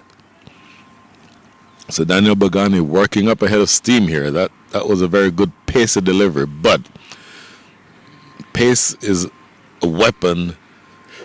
But it does mean that the line still has to be what you need it to, because if you get a ball that is too straight or too wide with pace, then that just makes it easier for the batter to be able to score.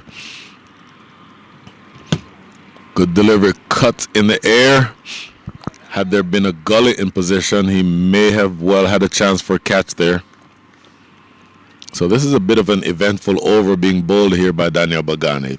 Good pace and good hostility, but if you get the line wrong, then you can certainly see what the result can be. So it's up to him now, after having conceded 9 runs from this over so far, to bowl the right line. And again, it has to be the right line to the left-hander. So watch where this ball goes from around the wicket. This is going to be a delivery that he has to be aiming properly. This one goes past the outside edge, not collected cleanly by the keeper. A dot ball to close things out in over number 3. An eventful one, the first 6 of the innings. And at the end of 3, the score is 24 without loss.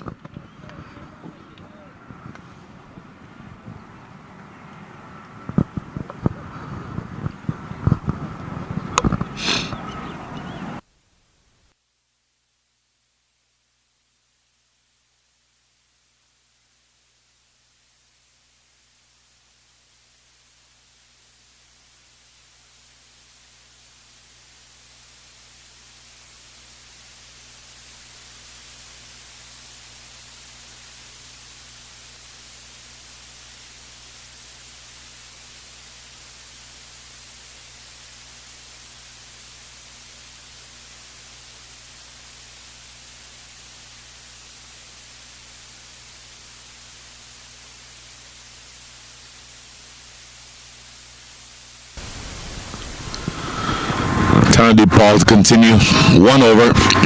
A really good over. Once again, bearing in mind you're bowling inside the power play. That's not easy to do as a spinner.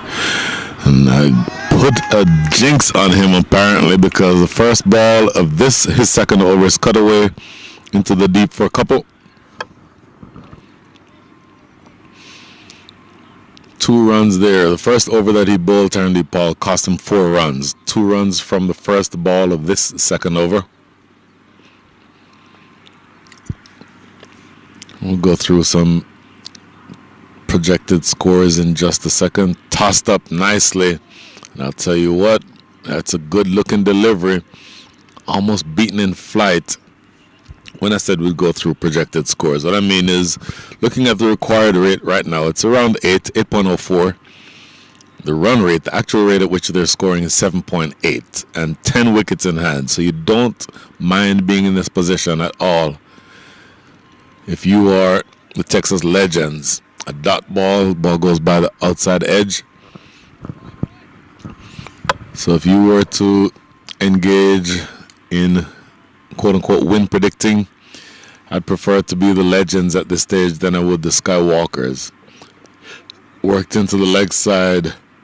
It's going to be Daniel Bagani, who does enough to keep it from rolling into the outfield, but still get a single.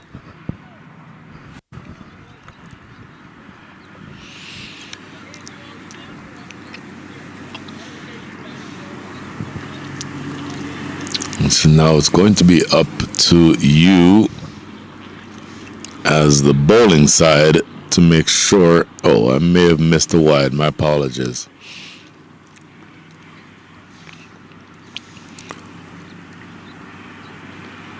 Tossed up, straight to point, no run. Quick, solid throw coming from the deep.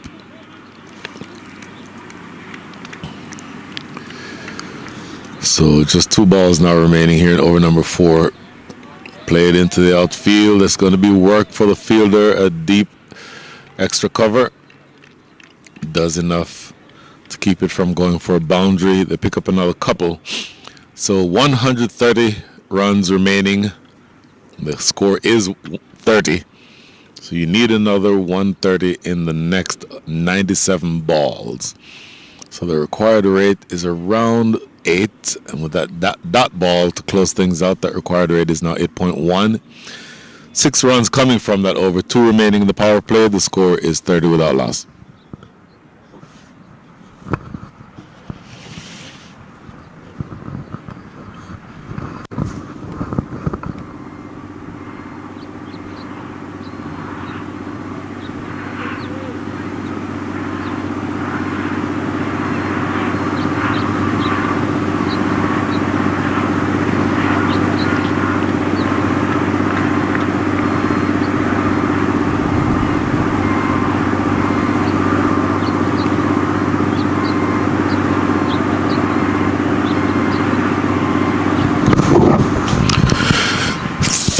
Without loss. Tarandy Paul's 2 overs have cost 10 runs. Daniel Bagani about to start his second over. His first one went for 9. 2 overs again remaining inside the power play. Outside the power play overs, you can be a little bit more judicious with where you have your fielders. Right now you're restricted to only 2 outside the circle. Those 2 are at deep backward square leg and deep third. Good lifting delivery. Look at the bounce on that ball. That will encourage any bowler who has the pace of Daniel Bagani, because he got good carry on that.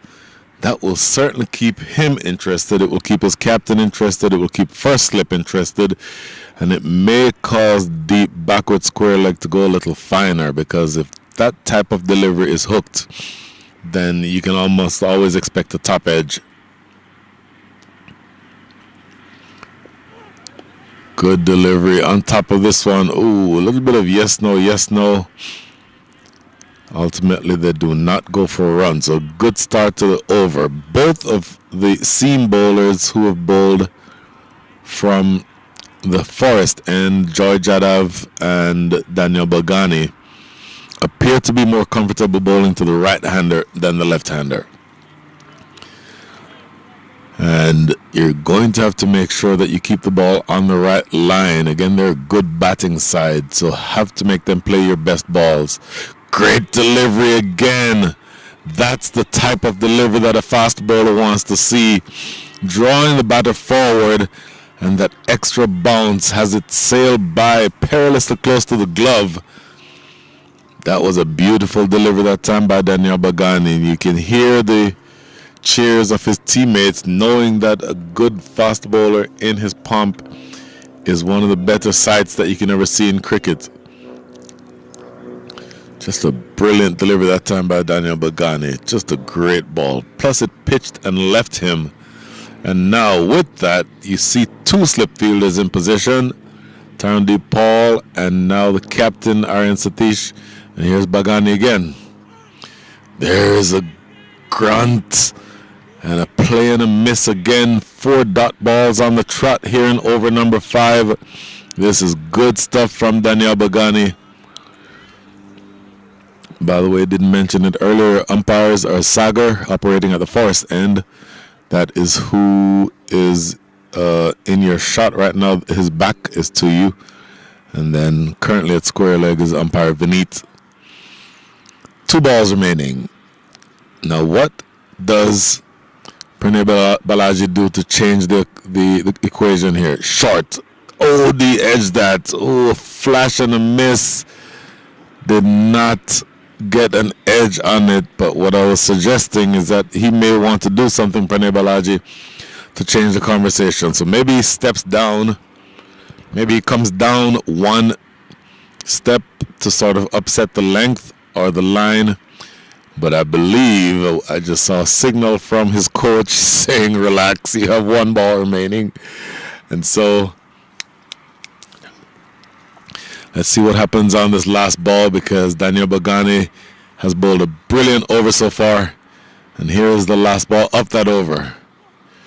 Sliced away over the top of slips for 4. Oh, it is a moral victory for Daniel Bagani. He finally found the edge he was looking for when you put those 2 slip fielders in position. I guess credit to the batter for being aggressive. Pranay Balaji going after it hard. It definitely came off the edge, and the pace with which it carried took it over the top of slip and runs away for 4. So 4 runs, but a really brilliant over that time from Daniel Bagani. Brilliant over. Should have been a maiden. Ends up just catching the edge and that ball going away for 4. So that is the end of over number 5. The score is 34 without loss.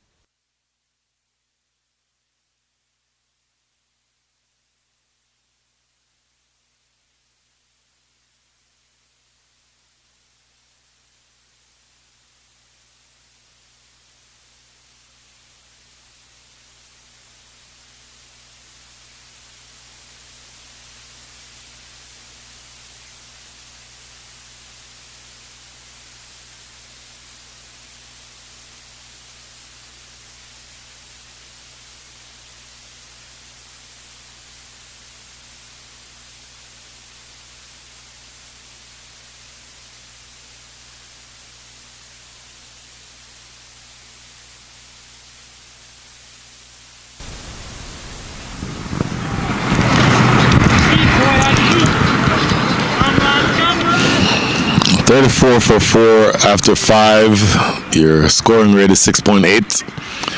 And this is the last over of the power play. Change in bowling to Akhilesh Nanda Sudhakar is who will be bowling now to Priya Arvind Kumar. Of the 2 at the wicket, Pranay Balaji has been the more aggressive. 17 from 21. Well, maybe not aggressive. He's faced more delivered, so he has more runs. His strike rate is 80.9. This is played away square, and he gets 4. This is a good-looking shot. This one was maybe just a touch too full, too hittable, and it's played away into the offside for 4. And I said aggressive. It actually is the fact that Priya Arvind Kumar is the more aggressive of the 2, because he now has 14 from 10 balls faced.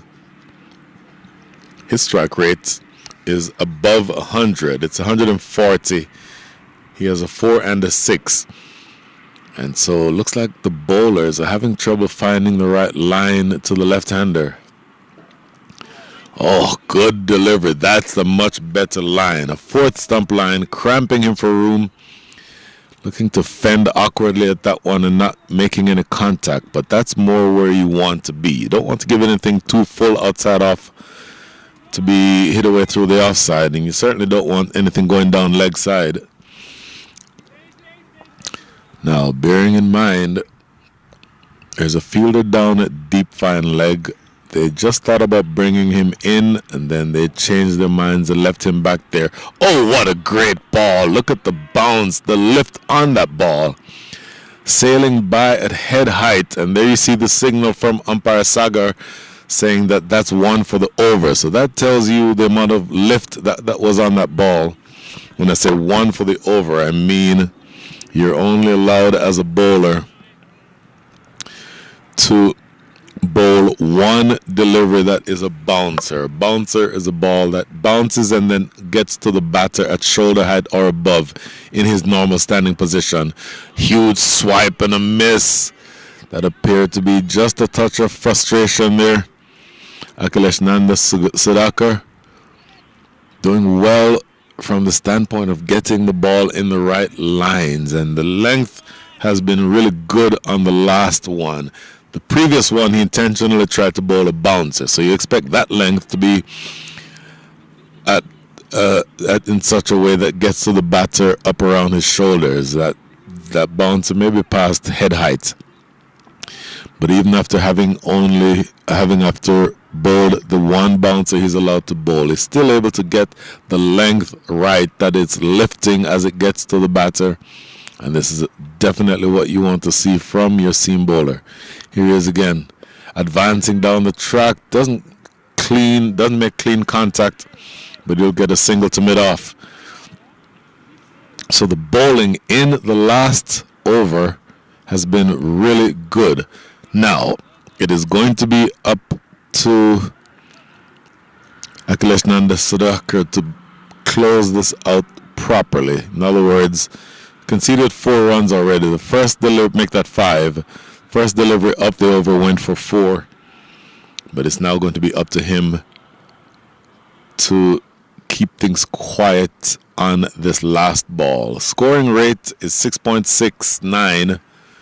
The required rate is 8.54. So you have some work to do, but it's not out of reach. And you still have 10 wickets in hand. Good delivery. Played into the offside.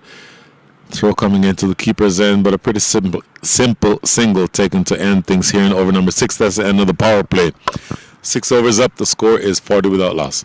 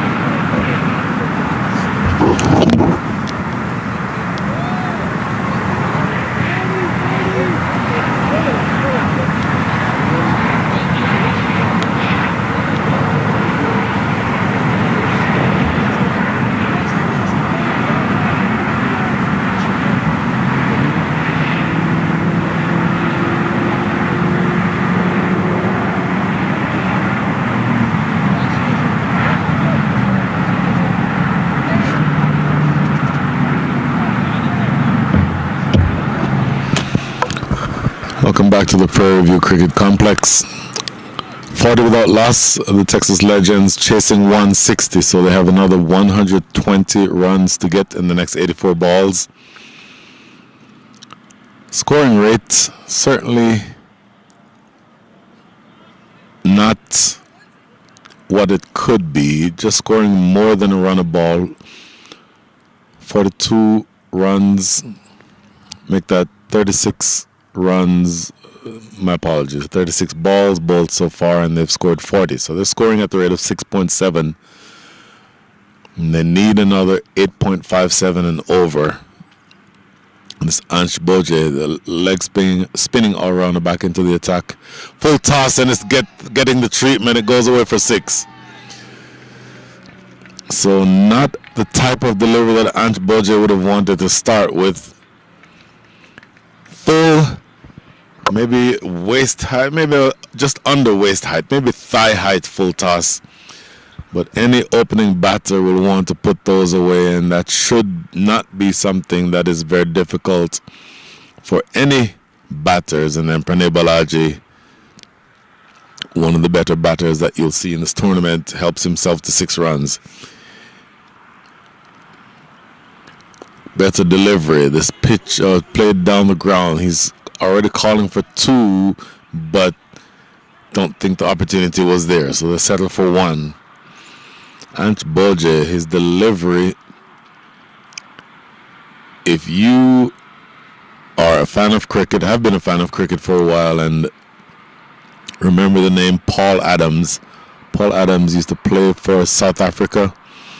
And when he delivered, at the point where he released the ball, his head was facing straight down. Not quite as exaggerated, Anch Boje, but he's not looking directly at the batter when he releases the ball. Tossed up, another full toss, not quite as full as the previous one that got hit for 6, single down the ground to Daniel Bagani at long on. So 3 deliveries into his first over. Anch Boje has conceded 9 runs. And it's going to be up to him now. Make that 8 runs. My apologies. It's going to be up to him to close this out strongly. Better delivery to the right-hander. This is a dot ball played right back to him. And now he's going to be looking to make sure that he doesn't bowl anything loose. Once again, if you're defending a total that's not imposing, it's a good enough total, but it's not an over-imposing total. So you have to be careful with your line and lengths. Oh, I'll tell you what, he gets away with this one. He easily could have given up another 4 or 6 because it was another full toss, and this one was going down leg. Hammered straight to that fielder, short fine leg, and really, had that gone maybe 1 yard either side of him, it would have gone for 4. So Anch Boje may consider himself lucky there. Here, this is going to be the last ball of the over number 7.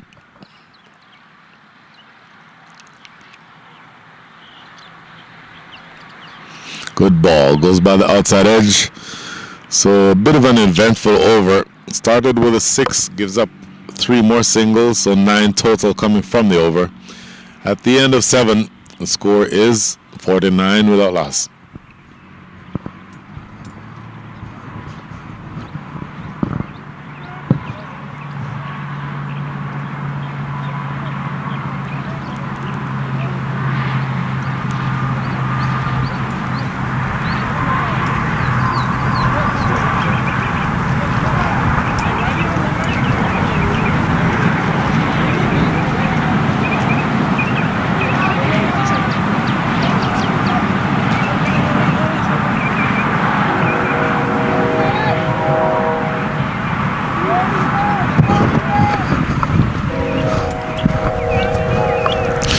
Seven overs, 49, so you can do that math. They're scoring at the rate of 7 and over. Required rate 8.5, but bearing in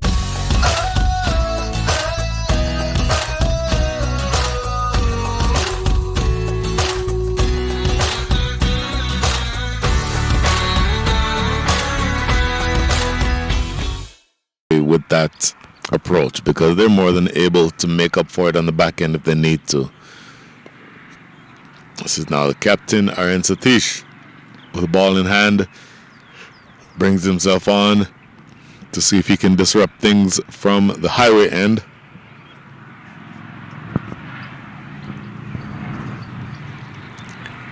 And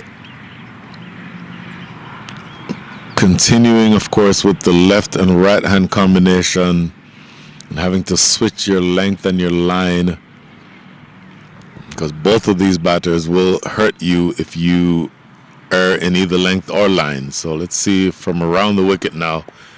Wanting to go big, plays it down the ground to long on for a single. Aryan Satish is a leg spinner, so he's bowling around the wicket to the left-hander and over the wicket to the right-hander. I don't know that it necessarily wouldn't make a lot, or if it would make more sense to go over the wicket to the left-hander, because you're turning it into him from around the wicket. Then you sort of take LBW out of the equation, because from that angle it's either going down or it's pitching or it's hitting outside off. Anyway, something to pay attention to as he works his way through his spell. Now bowling to the right-handed opening batter. That's going to be toward the gap, deep mid wicket. Anshboja down there to pick up. And just a single. Not the best of throws, but doesn't go away far enough to get any opportunity for another run. So, 2 deliveries remaining now in over number 8. Priya Arvind Kumar is 17 from 17 with a 4 and a 6. Pranay Balaji 28 from 29 with 2 4s and a 6. Next delivery, quicker delivery from Aryan Satish, played away into the offside. They want 2, and they come back and will get it without not much fuss. That's the end of over number 8. At the end of it, the score is 55 without loss. Make that 56 without. No, apologies. 1 ball remaining in the over.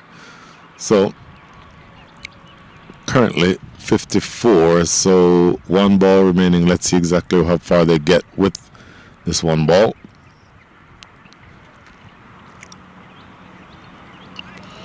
Continuing around the wicket to the left-hander. Winds up, takes a big swing, wants 2 more. All they'll have to do is settle for 1 here. So 6 runs coming from the captain's first over. At the end of 8, the score is 55 without loss.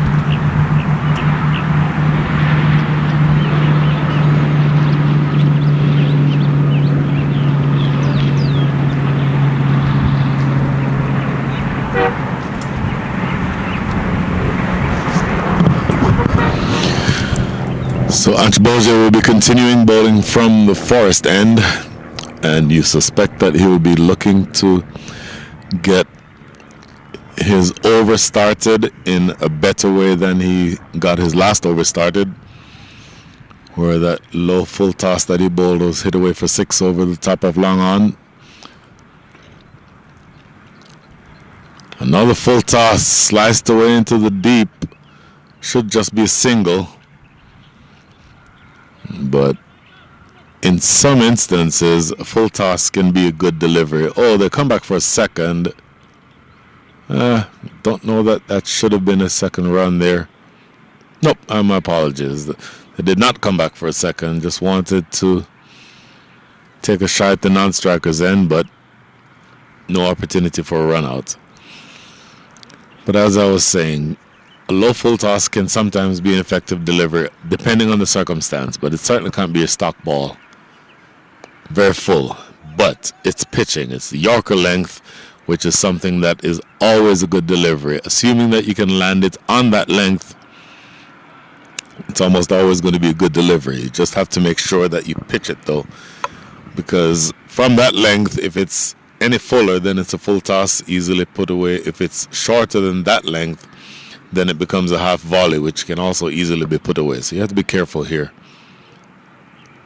Ooh, looking to slice that away on the leg side. Comes off the outside edge. They'll get a single.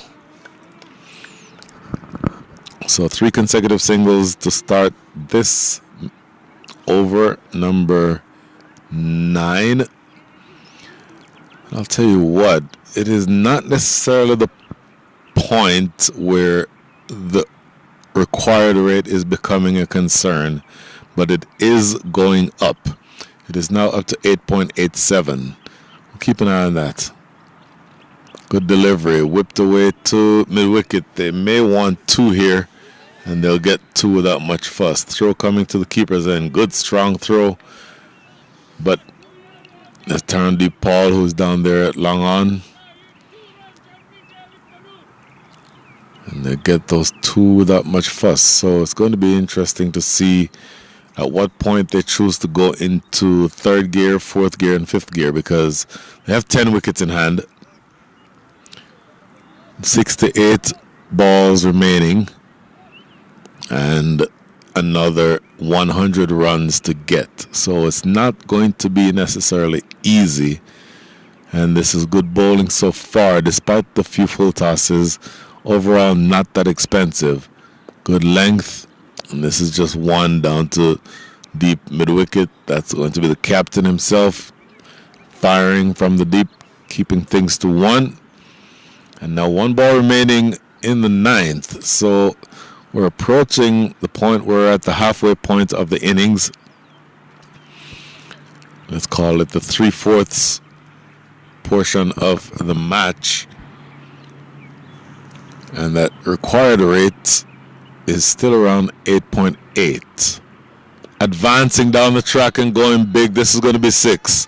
Well over the top. Daniel Bagani is only spectator at long on as it sails away for the 3rd. Make that the second 6 hit by Priya Arvind Kumar.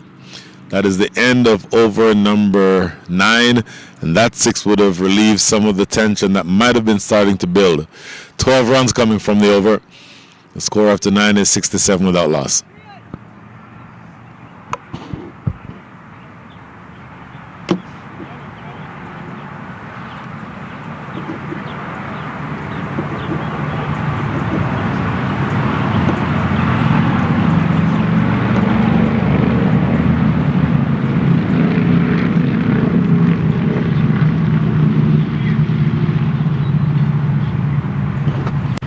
So after 9 overs, it appears as though we're going to have a strategic timeout at the end of that first passage of play here in the 2nd innings. After the strategic timeout, we'll be back where the Texas Legends will require another 93 runs in the next 66 deliveries. Join us in a few.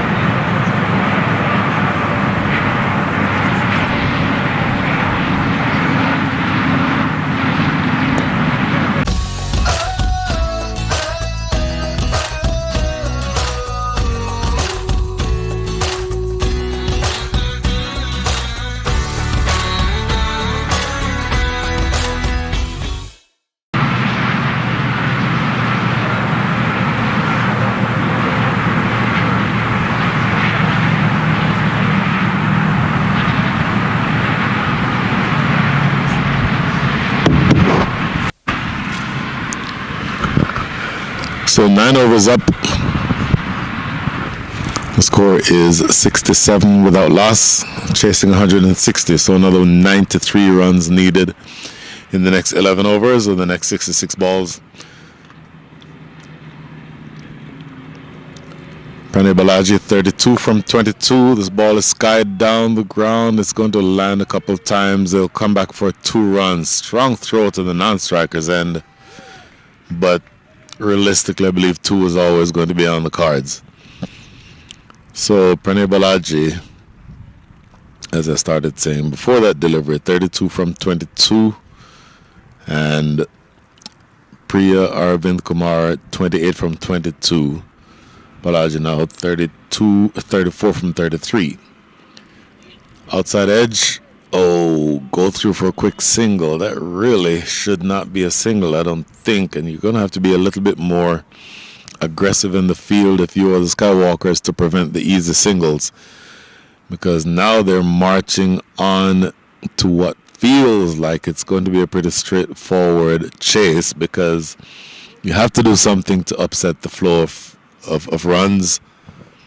And again, even though you're chasing, your required rate is 8.4, so you still need more than a run a ball to win. But with 10 wickets in hand, it makes it so much easier. That's pulled into the mid-wicket area. Should just be 1. No, they come back for a second, or do they? Oh my goodness, they both end up at the same end. Luckily for them, they fix it in time, because that throw into the non-striker's end. At the second part, the first inclination was to go to the keeper's end, where they were both standing. So had that been a little bit more, or executed a little bit more effectively, they may well have had a run out there. Down the leg side, this is going to be a wide, extra ball, extra run. And 72 runs on the board. Bearing in mind, again, 10 wickets in hand to a good batting side essentially means that you're going to have to just bowl really well here. In the air, it's going to land short of deep extra cover. Coming back for the second run. And frustration from the captain, because he believes that really should not have been 2 runs. It was wide of that fielder in the deep, and he is now going to be replaced. So interestingly, the frustration of the captain is evident in his removal of that fielder in the deep. That's George Yadav. And it is now the case that you don't want to start getting desperate. Played back past the bowler himself, deflects it, but only is able to parry it away. They get another single. 8 from the over so far. And in fact, that should be the last ball. Nope, 1 more ball remaining in the over. 8 coming from the over thus far. 75 runs on the board. At this stage, when the Texas Skywalkers were batting, they had 66. So you're well ahead of the pace if you're the Legends, both from the standpoint of number of runs that you have at this stage as compared to where the opposition was. But then you've also not lost any wickets, so you're ahead of the game in any way possible. Down the ground, catchable maybe just for a split second, but he then backs out of it and decides to just take it on 1 bounce. So that single results in 9 runs coming from that over. At the end of 9, the score is 76 without loss.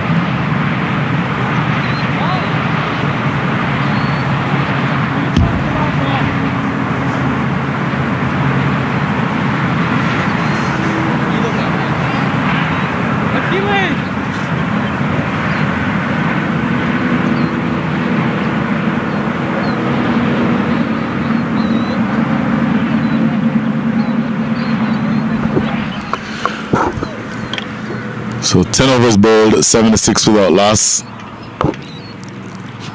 Akhilesh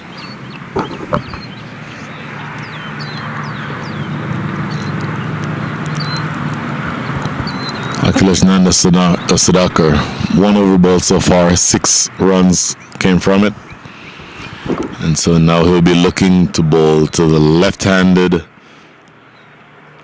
Priya Arvind Kumar. Arvind Kumar, 30 from 24 with 1 4 and 2 sixes. Good line, lofted down the ground and landing just out of reach of the captain coming across from mid-on. Well, maybe not mid-on, closer to mid-wicket.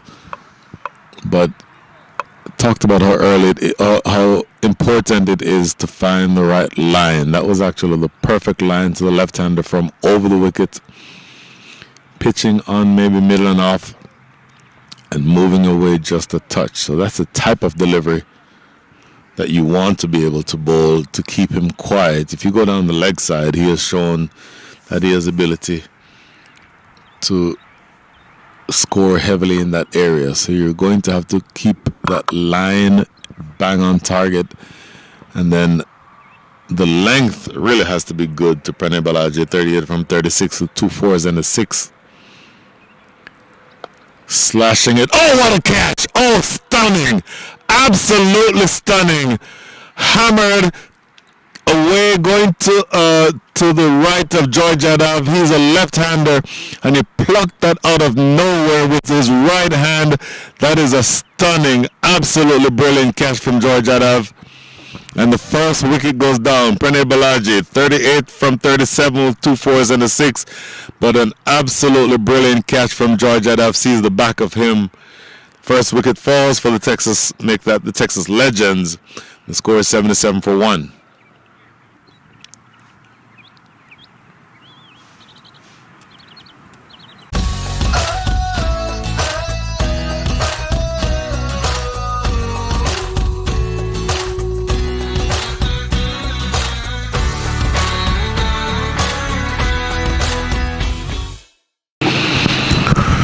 Oh, you don't always see catches like that at this level of cricket. And I will tell you that it was, and you may, unfortunately, we don't have a tracking camera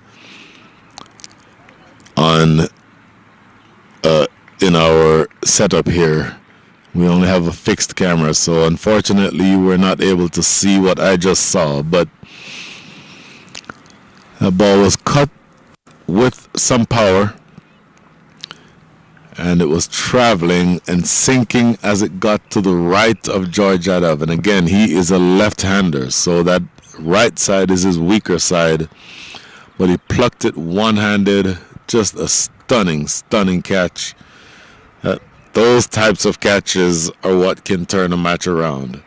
Now, you get rid of Pranay Balaji, but you're now facing up to the captain, and not just the captain of the Texas Legends, but the captain of the USA U19 team, Rishi Ramesh. And he's now going to be asked to just sort of steady the ship. They were on a good path. Short, played into the offside, partly deflected. George Yadav was the one who was down there. In fact, that's not George Yadav. My apologies. It's a different, that's Ansh Boje. But did enough to make sure that everything that I just mentioned, in fact, okay, everything I just said about George Yadav, take that back, because that catch was actually taken by Akhilesh Balan. And the reason why that's a little bit confusing is because they're, well, anyway, I'll leave that alone. Let's just say it's a great delivery, fended and retrieved by the keeper. In fact, the keeper went after it, but ended up being collected by a short fine leg.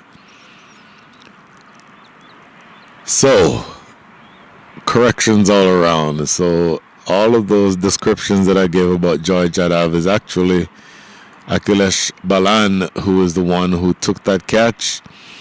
But everything else I said about that entire passage of play is right. It was a really, really good catch, low to his right, and he dove away and snatched it maybe inches off the ground.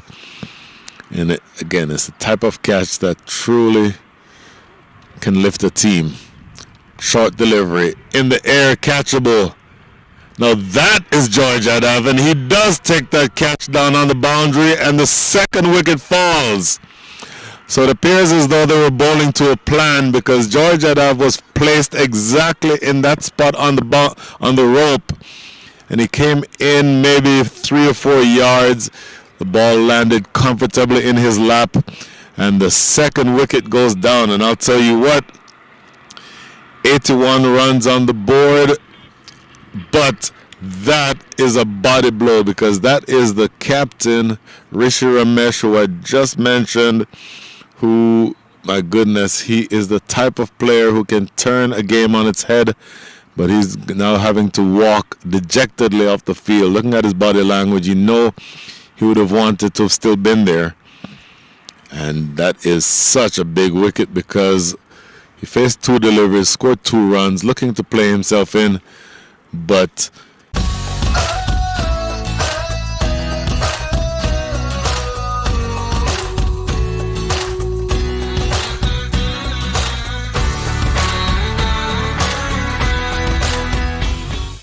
that is comfortably taken on the boundary. And again, this time the catch was taken by George Adav, and again, maybe my clairvoyance is coming to the fore again. But big picture, 2 wickets have fallen in this over. 5 runs have scored, but 2 wickets have fallen, and that is now going to be up to Siddharth Saladi to sort of settle things down and make sure that Akhilesh Nanda Sudhakar does not find any more success. Last ball, full outside the line of off. He's happy to let it go, and that completes a successful over for Akhilesh Nanda Sudhakar. 2 overs, 11 runs conceded, but 2 big wickets, both of which happened in this past over. So that's the end of 11, and now there are 79 runs needed from the next 54 balls. The game just got a lot more interesting. We'll be right back.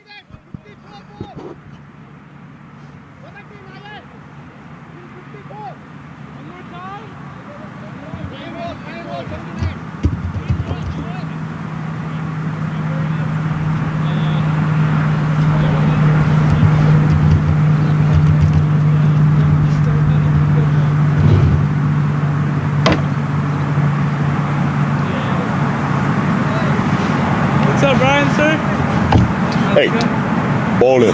Thank you. Bowling. You remind me of me a few years ago. Good one. Of course, it was like 40 years ago. Yeah, a little while ago. Yeah.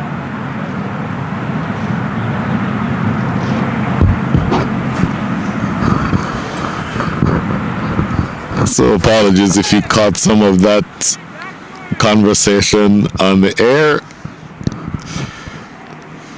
But looking now at the 2 at the wicket, you still have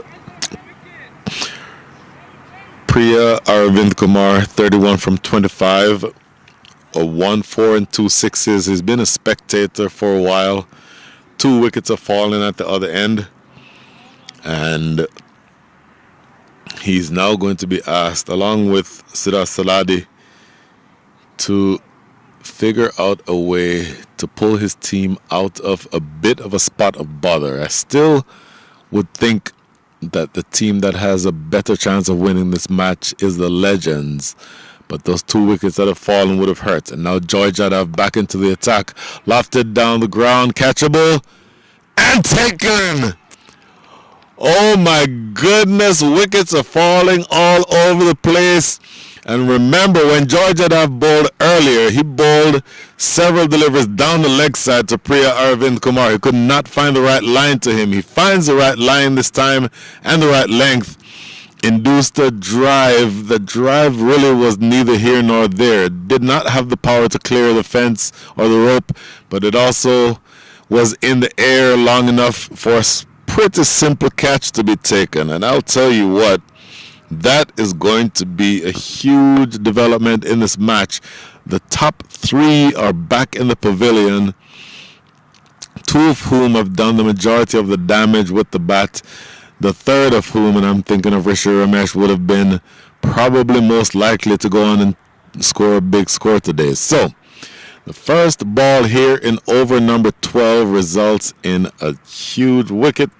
That is the end of Priya Aravind Kumar. 31 from 26 with 1 4 and 2 6s. George Yadav making his re-entry into the attack and immediately finding success as he justifies his captain's faith in him. And that is going to be, again, an interesting turn of events, because now look at the scoring rate, the acquired rate rather, it's sneaking upward again. It's now all the way up to 8.94. So to the extent that you want to continue scoring, you certainly want for it to be the case that your bowlers are bowling the right lines and lengths to keep things quiet. However, at this stage, you sort of want to pay attention to the number of wickets that have fallen, because 3 big wickets will always be something that sort of slows the momentum. George Yadav now facing up to the new batter. This is Rinesh Jayachandran, ball running off the outer edge of the bat. Well, let's give him credit. He angled the bat to get that single down to deep third. Immediately off the mark, that now brings Siddharth Saladi back on strike. So several wickets have fallen in the last few overs. In fact, the last several balls. Wickets fell at 77, 81, and 81. So you are certainly in the position now where you can try to come back into this game if you're the Skywalkers. Full, looking to find that or threaten that outside edge. That drive is missed by Siddharth Saladi. Still not yet off the mark.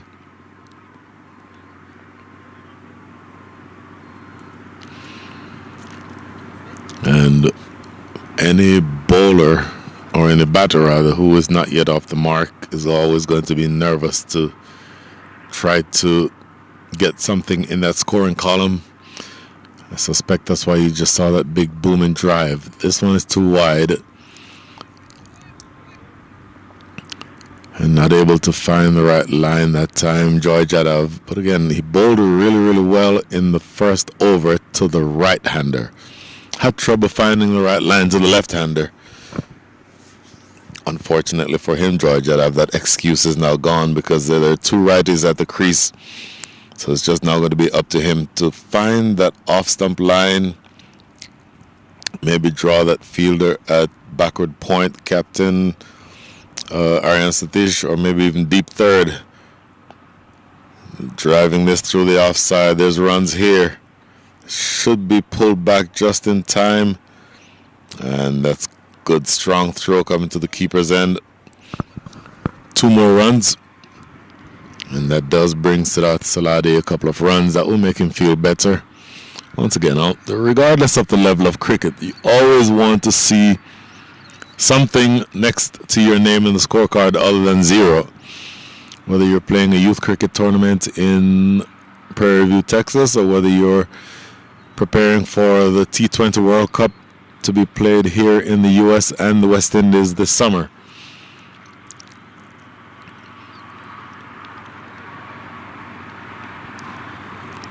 His next delivery, looking to wind up and go big, and it's down the ground. Mid-off was inside the circle, and that means that Siddharth Saladi gets a boundary, the first boundary of the day for him.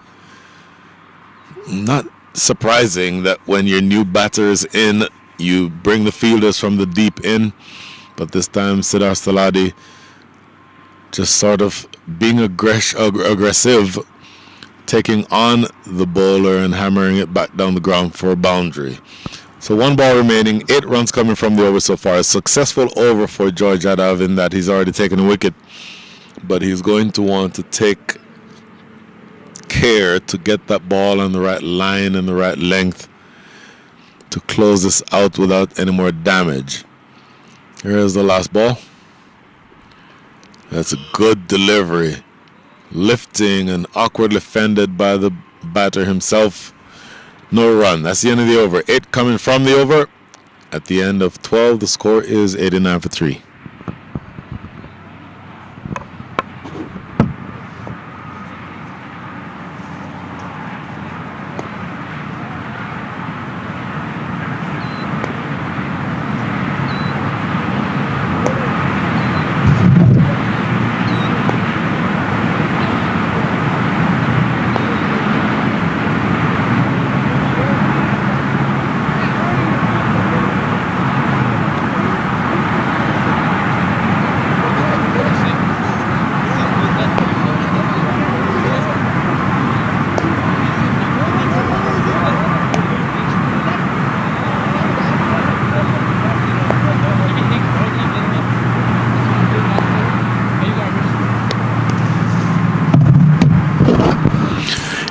For 3.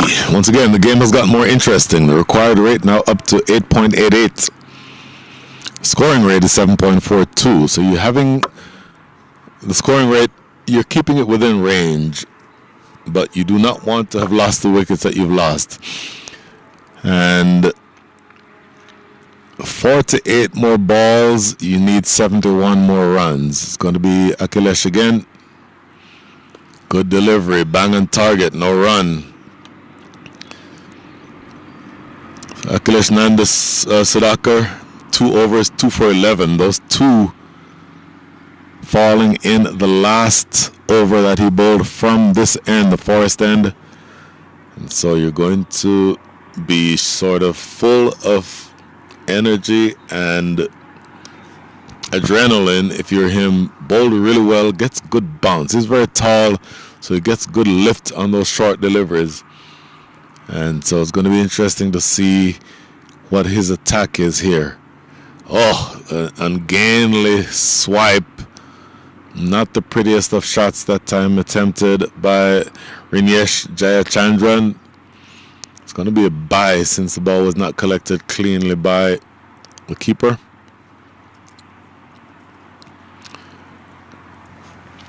Just a single though, so the required rate now is above 9. It's now 9.13. Now the question to be asked is, what does Siddharth Saladi do? He's looked really aggressive so far. Short delivery, that may be a wide. There's a signal wide coming from umpire Benit. So I mentioned earlier that you have the regulation is 1 short ball for the over. If the short ball, if the bouncer for the over goes above the head of the batter in a normal standing position, then that's a wide. It's a wide, and it also counts as a short ball. Top edge over the top of the keeper for 4. Oh no, in fact, no 4. There's a fine leg or deep third position for that exact shot. They'll run through for a couple, and boy, that's going to be interesting because a good, sharp, short delivery, but he did get enough bat on it that it flew away to get a couple of runs.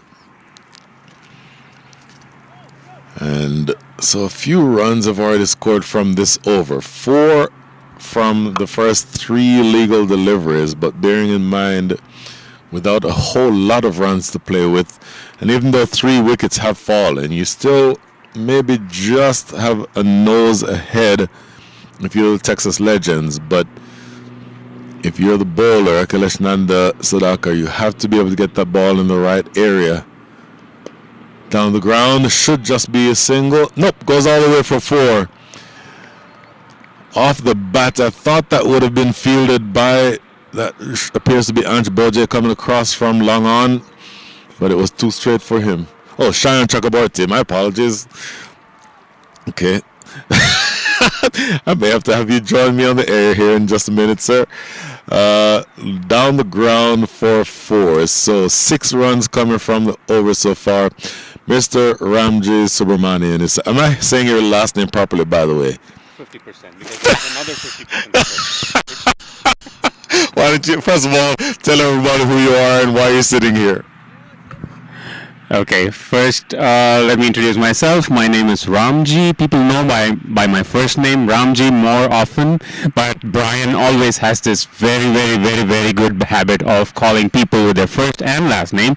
So my full name is Ramji Ramasubramanian. But whatever you got it right. Right. Aki going in to bowl that delivery. Excellent comeback there. Big appeal from the bowler. Umpire not interested. Probably due to height. Yes, that's how it looks like.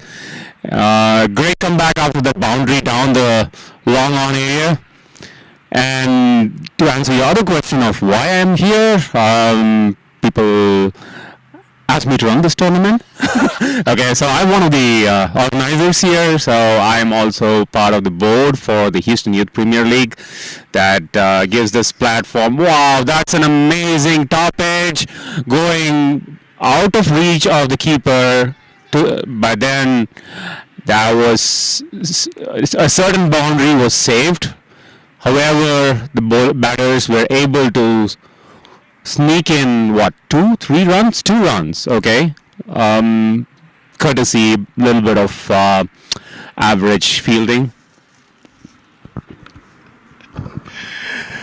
Very well described, Mr. Ramji Ramasubramanian. Hey, I nailed it that time. Okay, good. So that's the end of the over. 10 coming from over number 13, which means in the next 42 deliveries, the next 7 overs, you need 61 runs at the rate of 8.7 runs and over.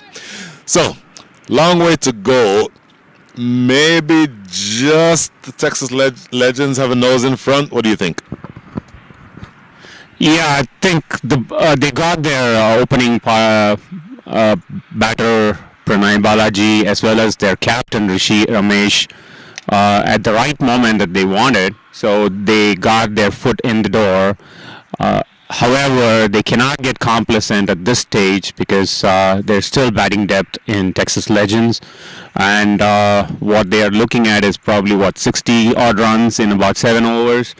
On a T20 game, especially on this surface, it's a very fast outfield. So it's if you are not spot on with your bowling and fielding, you will regret.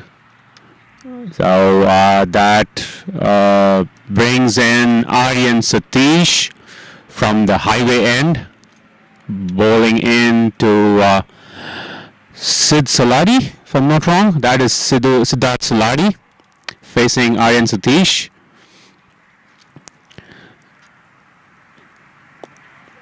Tossed up, Sid Saladi going over the bowler's head. Was an amazing shot straight down the ground in the direction of the side screen. The fielder at long on did his best, but it was not good enough for him to stop the delivery from racing towards the boundary rope. First ball going for 4 runs from Aryan Satish. Has to think now what is the right length to bowl to this batter. This time it's slightly down the leg. However, batter gets a bat on it, pushes the ball towards square leg for a quick single, bringing back. That is, who's the batter here? That is Rinyesh. Nice ball drifting away from the batter. A swing and a miss. Every dot ball here from here is going to be beneficial for the Skywalkers, and it's going to add more pressure for the Legends. They already are looking upwards of 8.5, close to 8.5 runs per over. I am pitching this shorter, but then batter not able to get a good middle on that. He's regretting that shot. Just a single to get off strike, bringing back Siddharth Saladi.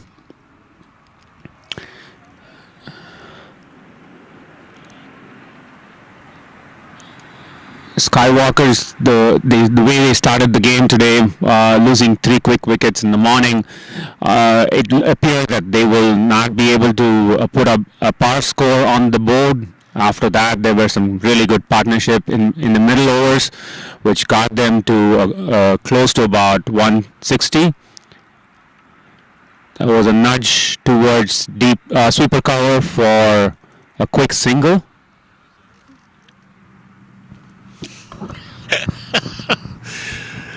Thank you for taking the pressure off of me for the last several deliveries, Mr. Ramji.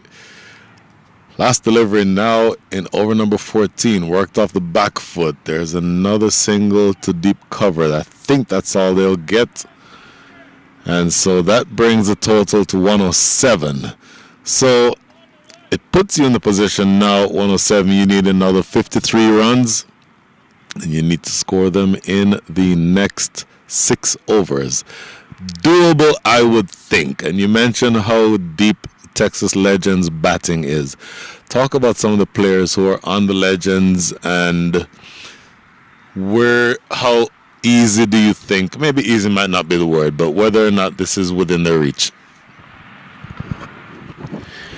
8 to 9 runs and over is definitely doable, but if you score 1 run less every single over, your asking rate is going to climb probably 1 or 2 runs from there after every over. So that's what is the key, right? So they have to keep up with the asking rate.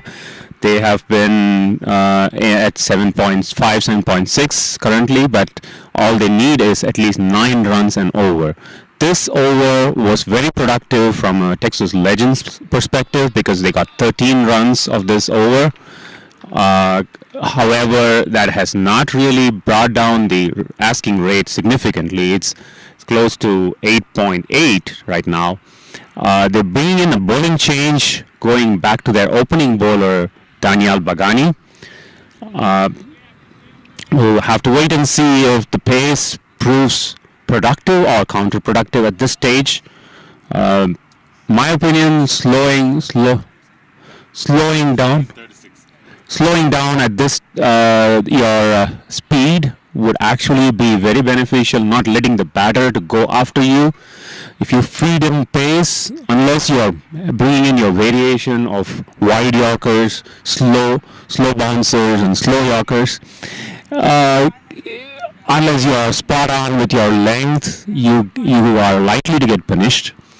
They also have some good batters in Karthik Durairaj, Arav Soni, Pranav Batad, who are all capable of scoring quick runs. Not necessarily big hits, but they can always take the 1s and 2s and keep the scorecard ticking. I'll tell you what, Daniel Bagani has shown good pace when he's bowled. He bowled an excellent spell earlier on. I think it's second over that he bowled 5 dot balls. And those 5 dot balls, 2 for 13 are his total numbers. But in his second over, gave up 4 runs, 5 dot balls, and then a top edge over the keeper's head that went for 4. Or over the slip fielder's heads that went for 4. So if you have pace as a weapon, I like your idea of slower deliveries, but that's in the air catchable, and Georgia came forward, thought he would have been able to take that, but ends up going away for 4. Took a similar catch earlier on. He's in exactly the same position, and that one did not quite carry to him, and to add insult to injury, he was not able to keep it from rolling past him for 4. Interesting start. Absolutely. I think he is creating, Daniel Bagani is creating those opportunities for his team. It's now left in the hands of the fielders to utilize, make full use of it, and then get those breakthrough for the team. Daniel definitely has grown from strength to strength from the time we have seen him a couple of seasons ago. He is now making the batter not let his bat loose or free his arms. Just tapping and getting those singles is still okay from a team's perspective, as long as they don't get their 8-9 runs and over. Danielle bowled 3 deliveries so far, giving away 6 runs. That 4, what could have been a good catch, had the fielder taken an early start, anticipating the ball coming in this direction, that would have been a definite catch. Danny firing in. Batter has no clue how to play that delivery because it's like dead straight. He is not able to maneuver the delivery on the leg side or the offside. It was dead straight. All he had to do is just defend it back to the bowler. Another dot ball adds another bit of pressure to the Texas Legends here.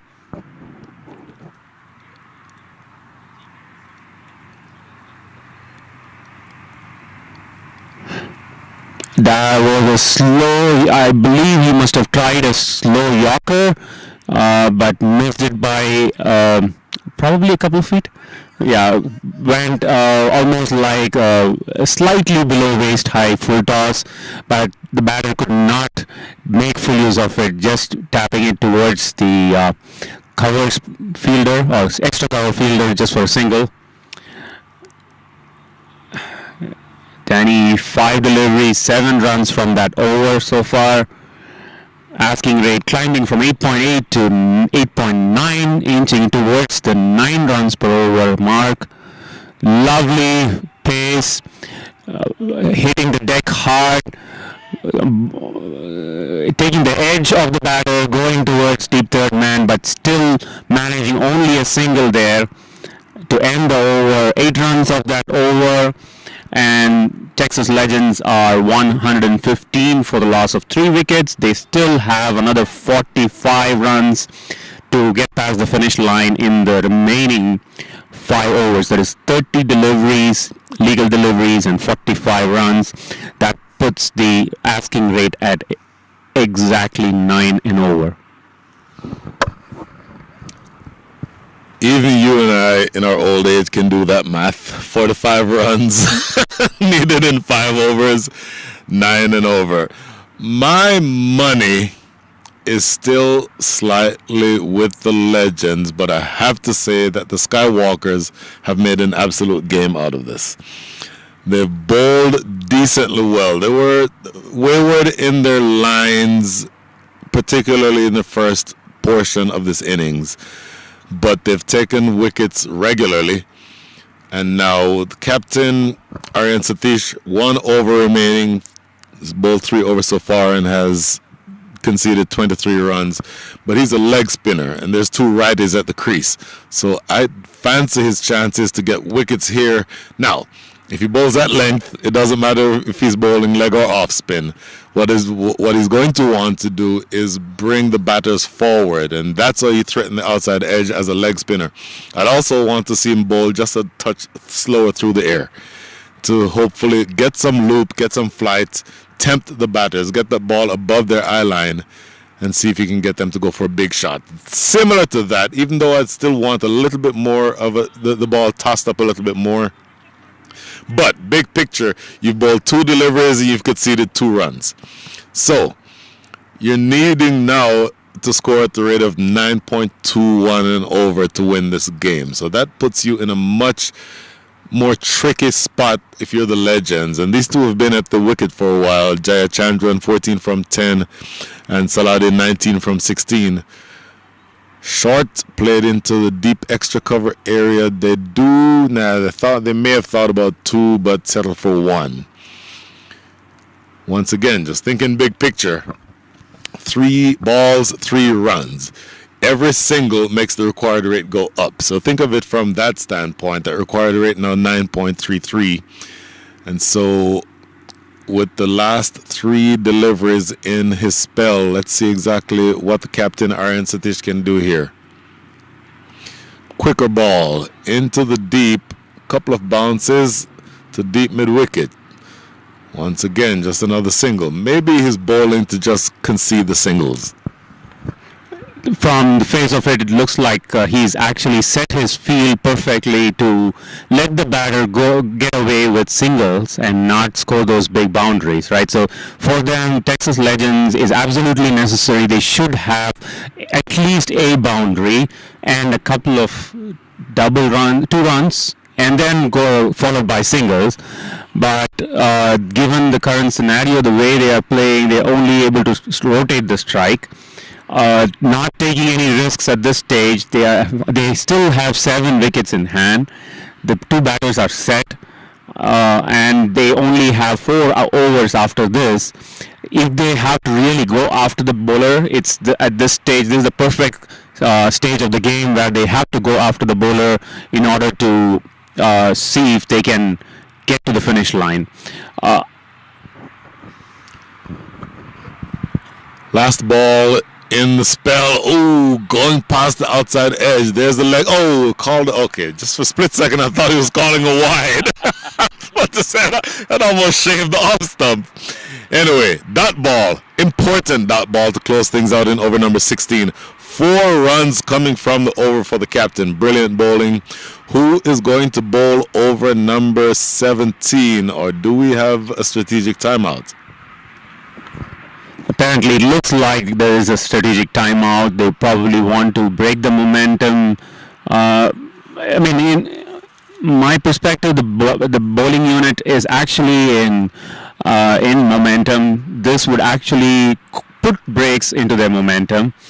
So it's probably a good break for the batting team to come together and re-strategize on how they have to approach the remaining 4 overs from here. Looking at the run rate chart, I see that the Legends had just 1 over with more than 10 runs, but apart from that, they were pretty much in the same level of, I would say, the Skywalkers when they batted. Skywalkers, I think the difference that Legends will feel towards the end is the last couple of overs that Skywalker batter Akhilesh Nanda Sudhakar played, where he was probably scoring at 200 strike rate, or close to 200 strike rate. That is going to be the differentiating factor in the last couple of overs between Skywalkers and Legends. Legends will expect somebody of that caliber to be able to take the bull by its horn and go after the bowlers if they want to make a match of it. Okay, so we'll take the rest of the break.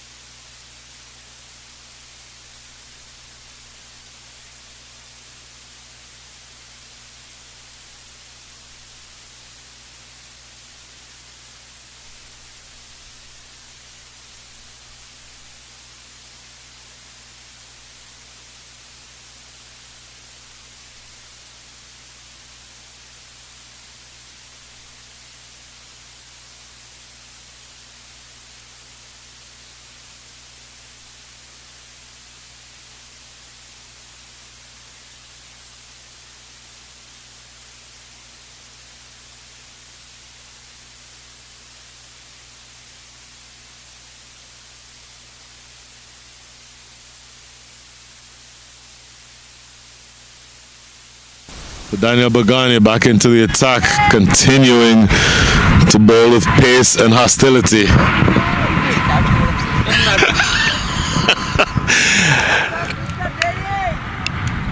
Ansh Boje is the voice that you might be able to just hear in your screen or in your on your computer.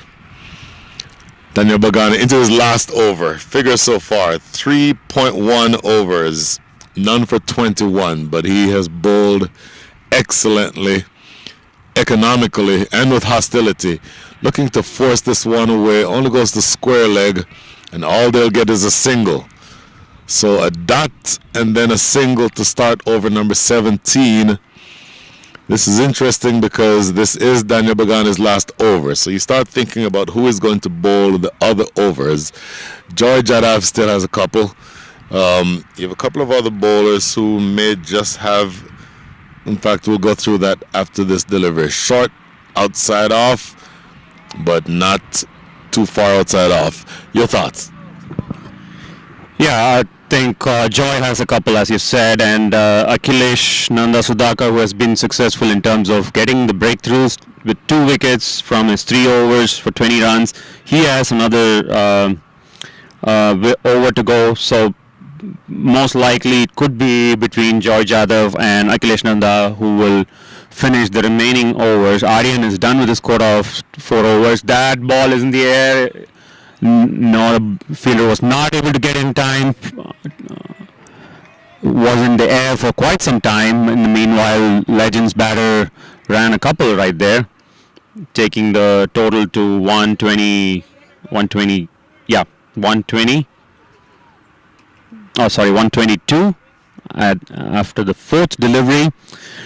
Given the game situation and the asking rate, I mean, Daniel has been exceptional in his bowling, in keeping the economy rate in check, allowing the singles to go. That was definitely 2 runs saved there by the captain, by Ansh Boje there. Sorry, the vice captain. Great job, great piece of fielding by Ansh Boje, and that adds another 2 runs to the total of Texas Legends, who are at 124. Last delivery of Daniel Bagani's quota.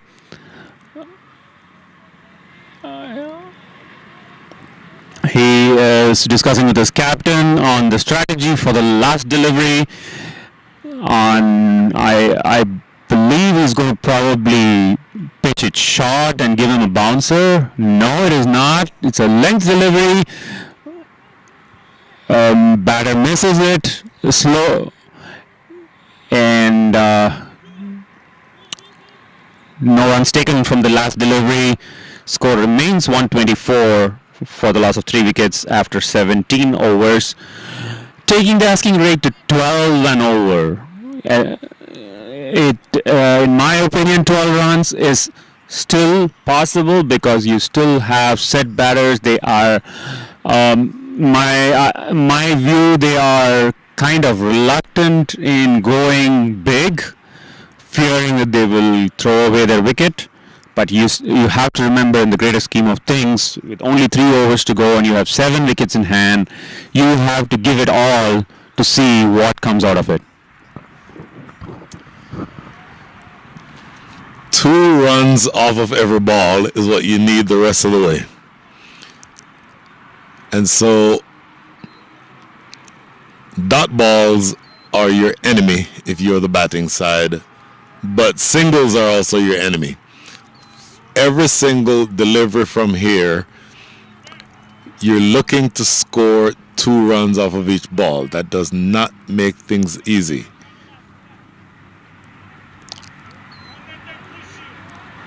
So, an interesting discussion developing around the field, and maybe you're a good person to ask this question.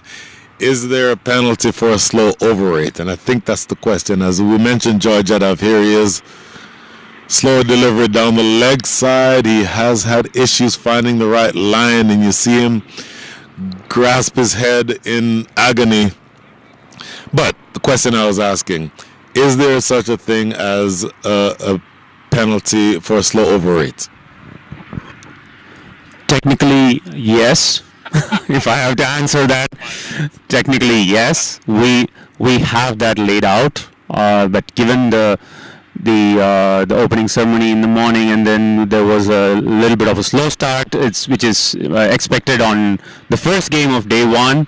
We generally give the warning on the first game that if it continues, then you will have the overs penalized, which we have already discussed in the board. I think that message will go loud and clear to all the franchisees that it's they who are going to get impacted if the light fades away in the second half of second game. Jadav steaming in. It's a length delivery, batter going over towards cow corner, and still managing only a couple. The big boundaries are still eluding them here. They need at least 2 boundaries in an over combined with singles and doubles at this stage, but that's not happening at this point. They're only getting those 2 runs. And of course, they are getting a couple of freebies in this over in the form of wides, which they will gladly take it.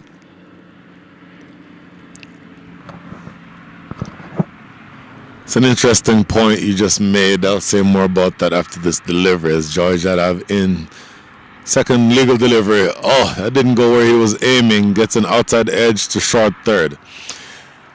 So that's a single.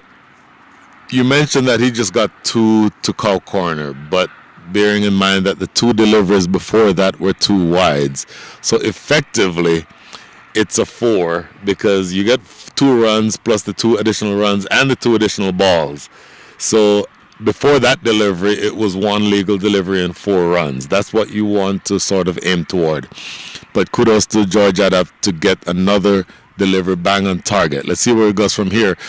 Ooh, outside the line of off the umpire. Thought about it for a while and then eventually raises his arms. So free runs, you don't like to give away free runs because the only way that you make things easier for the batting side is if you give them free runs and extra deliveries. And so that hurts you. You're already at minimum at a 9-ball over here. And there's a lot that can happen in 9 balls. So I think that's why you see, I believe that's Daniel Bagani giving George Jadav an earful at the moment. I would probably argue George Jadav is a more experienced cricketer than Daniel Bagani. So it's interesting that that dynamic is in play. I think when it comes to cricket, the seniority doesn't really matter as long as if you have been one of the exceptional bowler on that given day, on that given game, you always have a word or 2 of advice for a bowler who's struggling to get his line right, who's spraying all over the field and giving extras. It's that is what a team is all about. It's great to actually go back, talk to your bowler instead of letting him do whatever he wants and then put your hands up in the air, right? So great job. Kudos to Daniel Bagani for doing that, walking up to the bowler and telling him what length he should be bowling in, especially the wind is in favor of George Jadav. That was an excellent throw coming from the deep in long off. The fielder hitting the stumps perfectly, and the batter was found short of his crease, and another wicket falls in pursuit of the victory chase. That was I believe, was it Rinesh or was it Siddharth Saladi? I think it was Siddharth Saladi. Yeah, it was Siddharth Saladi. Rinesh faced the delivery, but then it was Siddharth Saladi who got run out. Wonderful piece of fielding from long off by Captain Aryan Satish, hitting the bullseye and catching the batters, the set batter, one of the set batter, and that brings in Pranav Batad into the middle. Pranav Batad earlier was very effective with his bowling, gave away only 27 runs in his quota of 4 overs, taking 2 important wickets. It remains to be seen if he can now contribute with the bat as well to take his team home. All they are getting here is 2 runs. Was that? Looks like the keeper did not collect the ball clean in an attempt to dislodge the bails. He was a little bit of a hurry, and the batter made it safely. 2 runs once again from that delivery. 9 runs from that over so far. Still one more legal delivery left, but the asking rate has gone past the 12-run mark. It's now stands at 12.46. Joy Jadhav still has one more over after this. Joy coming in from the highway end. That's way up in the air. Fielder right under it. There was a sitter that popped out of the fielder in covers. They could not take an extra wicket, and in the process they also gave away 2 runs. That concludes over number 18. 11 runs from that over, putting Texas Legends 25 runs away from victory in the remaining 2 overs. How big is that miss going to end up being? Not only do you not take a wicket, not only do you not get rid of a batter, Rinesh, and who has 24 runs against his name, but you give up 2 additional runs. And that would have not made Joy Jadhav feel any better. I made the point earlier, and you've heard me say this before, that I'm a former recovering left-arm fast bowler. So I had the exact same problem that Joy Jadhav did. I hated bowling to a left-hander. And the first 3 deliveries he bowled to a left-hander were all going down the leg side. But I also said it's sometimes the case that if you have trouble finding the right line, when you do find the right line, it takes a wicket. And he really should have taken a wicket in this instance. I believe it's Turndeep Paul who probably put that one down. But still, big picture, you now have one of your better bowlers to bowl the penultimate over. In fact, usually in this circumstance, you give this over to your best bowler. So it is going to be Akhilesh Nanda Sudhakar. 3 overs, 2 for 20, and he will be bowling now with 25 runs to defend. Bad ball, starts out down the leg side with fine leg inside the circle. You cannot bowl that length and that line. And so you start off with 4 runs, a welcome boundary to start. If I were Skywalkers coach at this time, or the Skywalkers captain, all I would do is go talk to the bowler and tell him, don't try anything exceptional. Just keep it simple, wicket to wicket. Let them get away with those singles and doubles. They should not get anywhere past 8 runs, because that is going to make the confidence go high for Legends.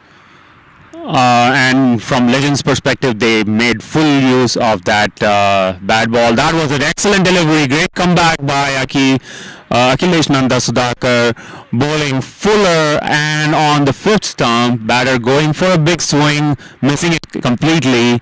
No runs from that delivery. That's why you can see Aki has been very successful in this game, taking 2 wickets, and also has been very economical from a T20 standpoint. Going in for his 3rd delivery, is again doing the same, but this time he pulled back his length and still maintaining the 5th stump line, not letting the batter go over the top.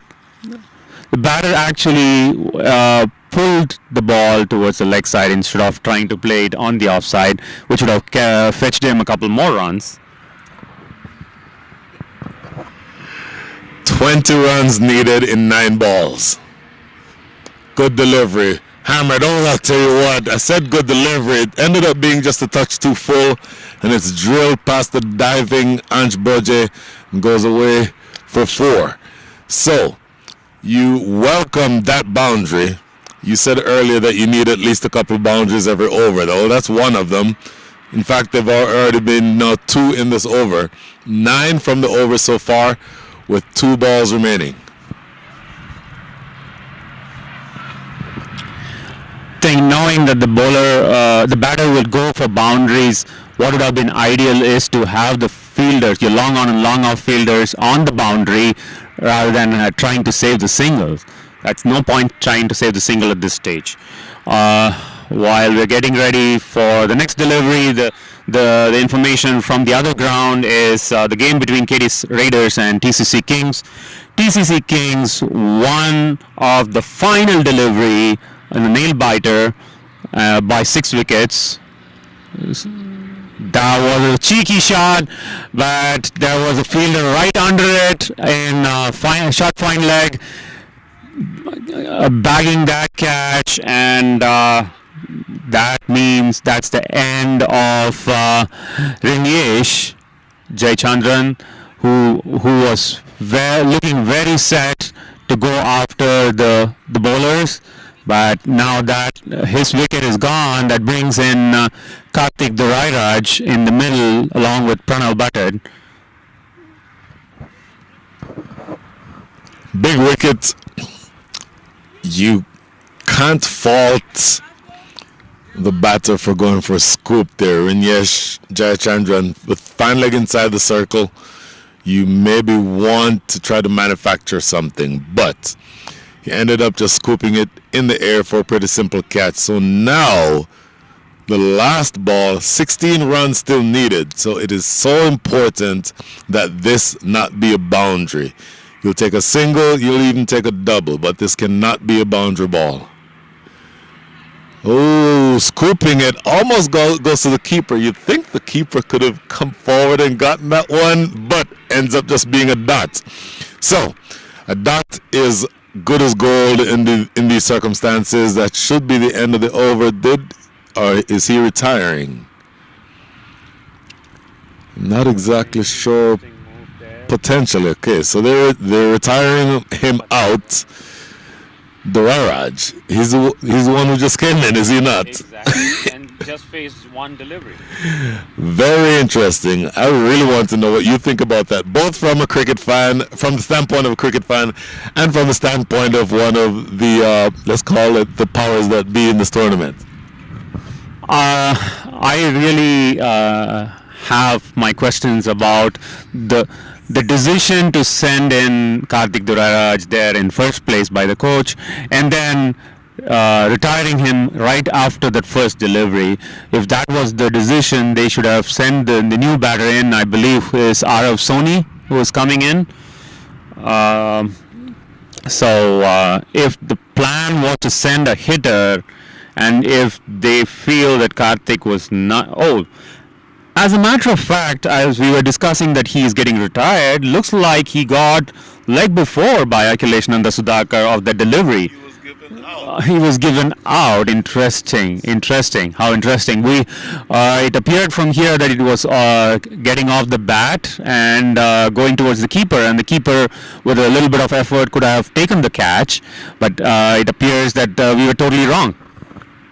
So my question to you, last over, Ansh Bolje has the ball in hand. What do you think about giving the last over to a spinner instead of maybe George Yadav?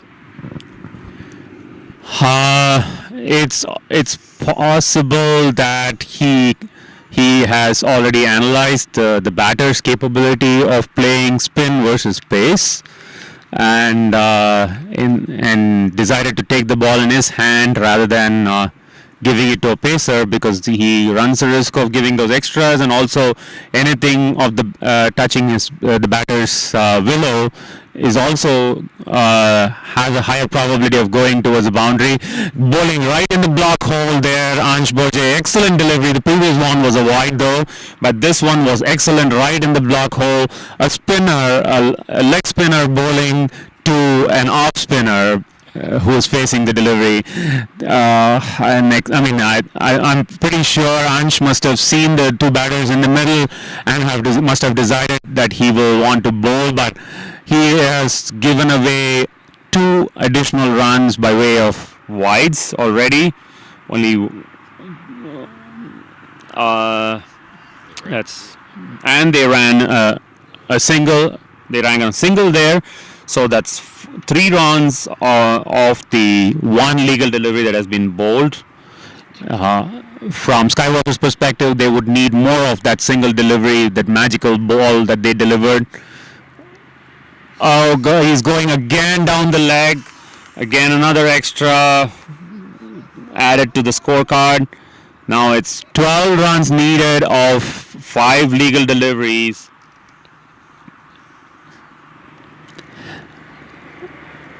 What is Ansh going to do this delivery in order to correct? He kind of pitched it a little shorter, but which is still okay in the greater scheme of things, to give away just the single and not give those extra deliveries.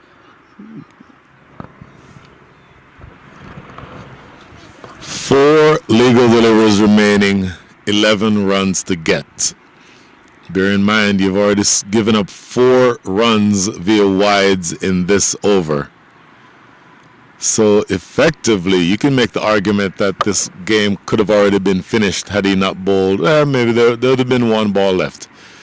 But you've given away a lot of runs. It is now going to be up to you as Ansh Boje to make sure that this ball is on an off-stump line. That's better. 1 down the ground should just be 1. They may come back for a second. They're coming back for a second, and they'll get there. But 3 remaining, 9 runs needed. You need 3 runs a ball. Once again, from the standpoint of Ansh Boje, you're right now, first of all, making sure that you're on an off-stump line. Secondly, it has to be in the block hole, absolutely full. Better. Even though it's a little straight, it's clipped to mid-wicket. They'll probably run 2 here. They do run 2, so consecutive doubles. It means that in the last 2 balls of this innings, you need 7 runs. 6 to tie, 7 to win. 2 boundaries and you're there. 1 6 and a single. And it is so important, again, for the bowler, get that ball in the block hole. Better length. That is a great length. Squeezes it off the outside edge. No run because the batter stumbled on his way out of the box. So you're now down to the last ball. You need a 6 to tie. What are the odds that they hit a 6 here? The 6 has been non-existent so far in this innings, and probably the first couple of batters had hit it.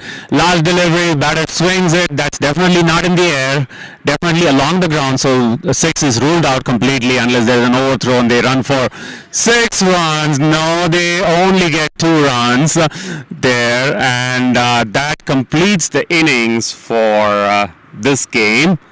They managed to get 2 runs, which means the Texas Skywalkers have drawn first blood here in this tournament, securing a win by 3 runs. Not as thrilling as the other game between Katy Raiders and TCC Kings, where the win went all the way down the wire to the last delivery of the game, and TCC Kings emerging victorious.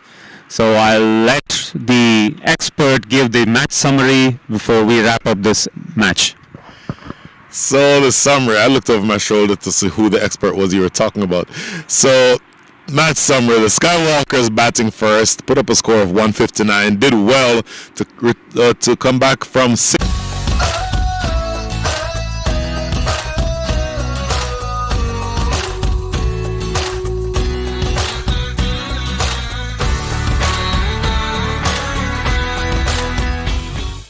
Yourself in a good position to have a score to bowl at. And then when the legends batted, Priya Arvind Kumar 31 from 26, Pranay Balaji 38 from 37, Rishi Ramesh 4 from 3, Sid Saladi 24 from 21, Rinyesh Jayachandran 28 from 23, and then Pranav Batad 10 from 7, Karthik Doraraj first ball was out LBW, and then Arav Soni only managed to score 3 runs. The bowlers dominated, I think, by Akhilesh Nanda Sudhakar. 4 overs, 4 for 29 were his figures. George Adolph started wayward but came back well towards the back end of his innings, of his spell. 3 overs, none, or 1 for 30. Chandy Paul, 2 overs in the power play, 2 for...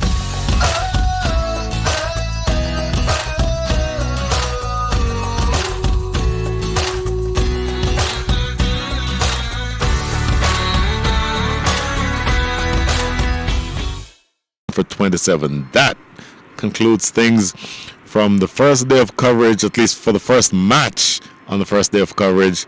Join us in the next 30 minutes or so, where we will have the second match that we'll be covering today, and that match will be the Katy Raiders against the Texas Skywalkers. For now, signing off from the Prairie View Cricket Complex. Join us back here in 30 minutes.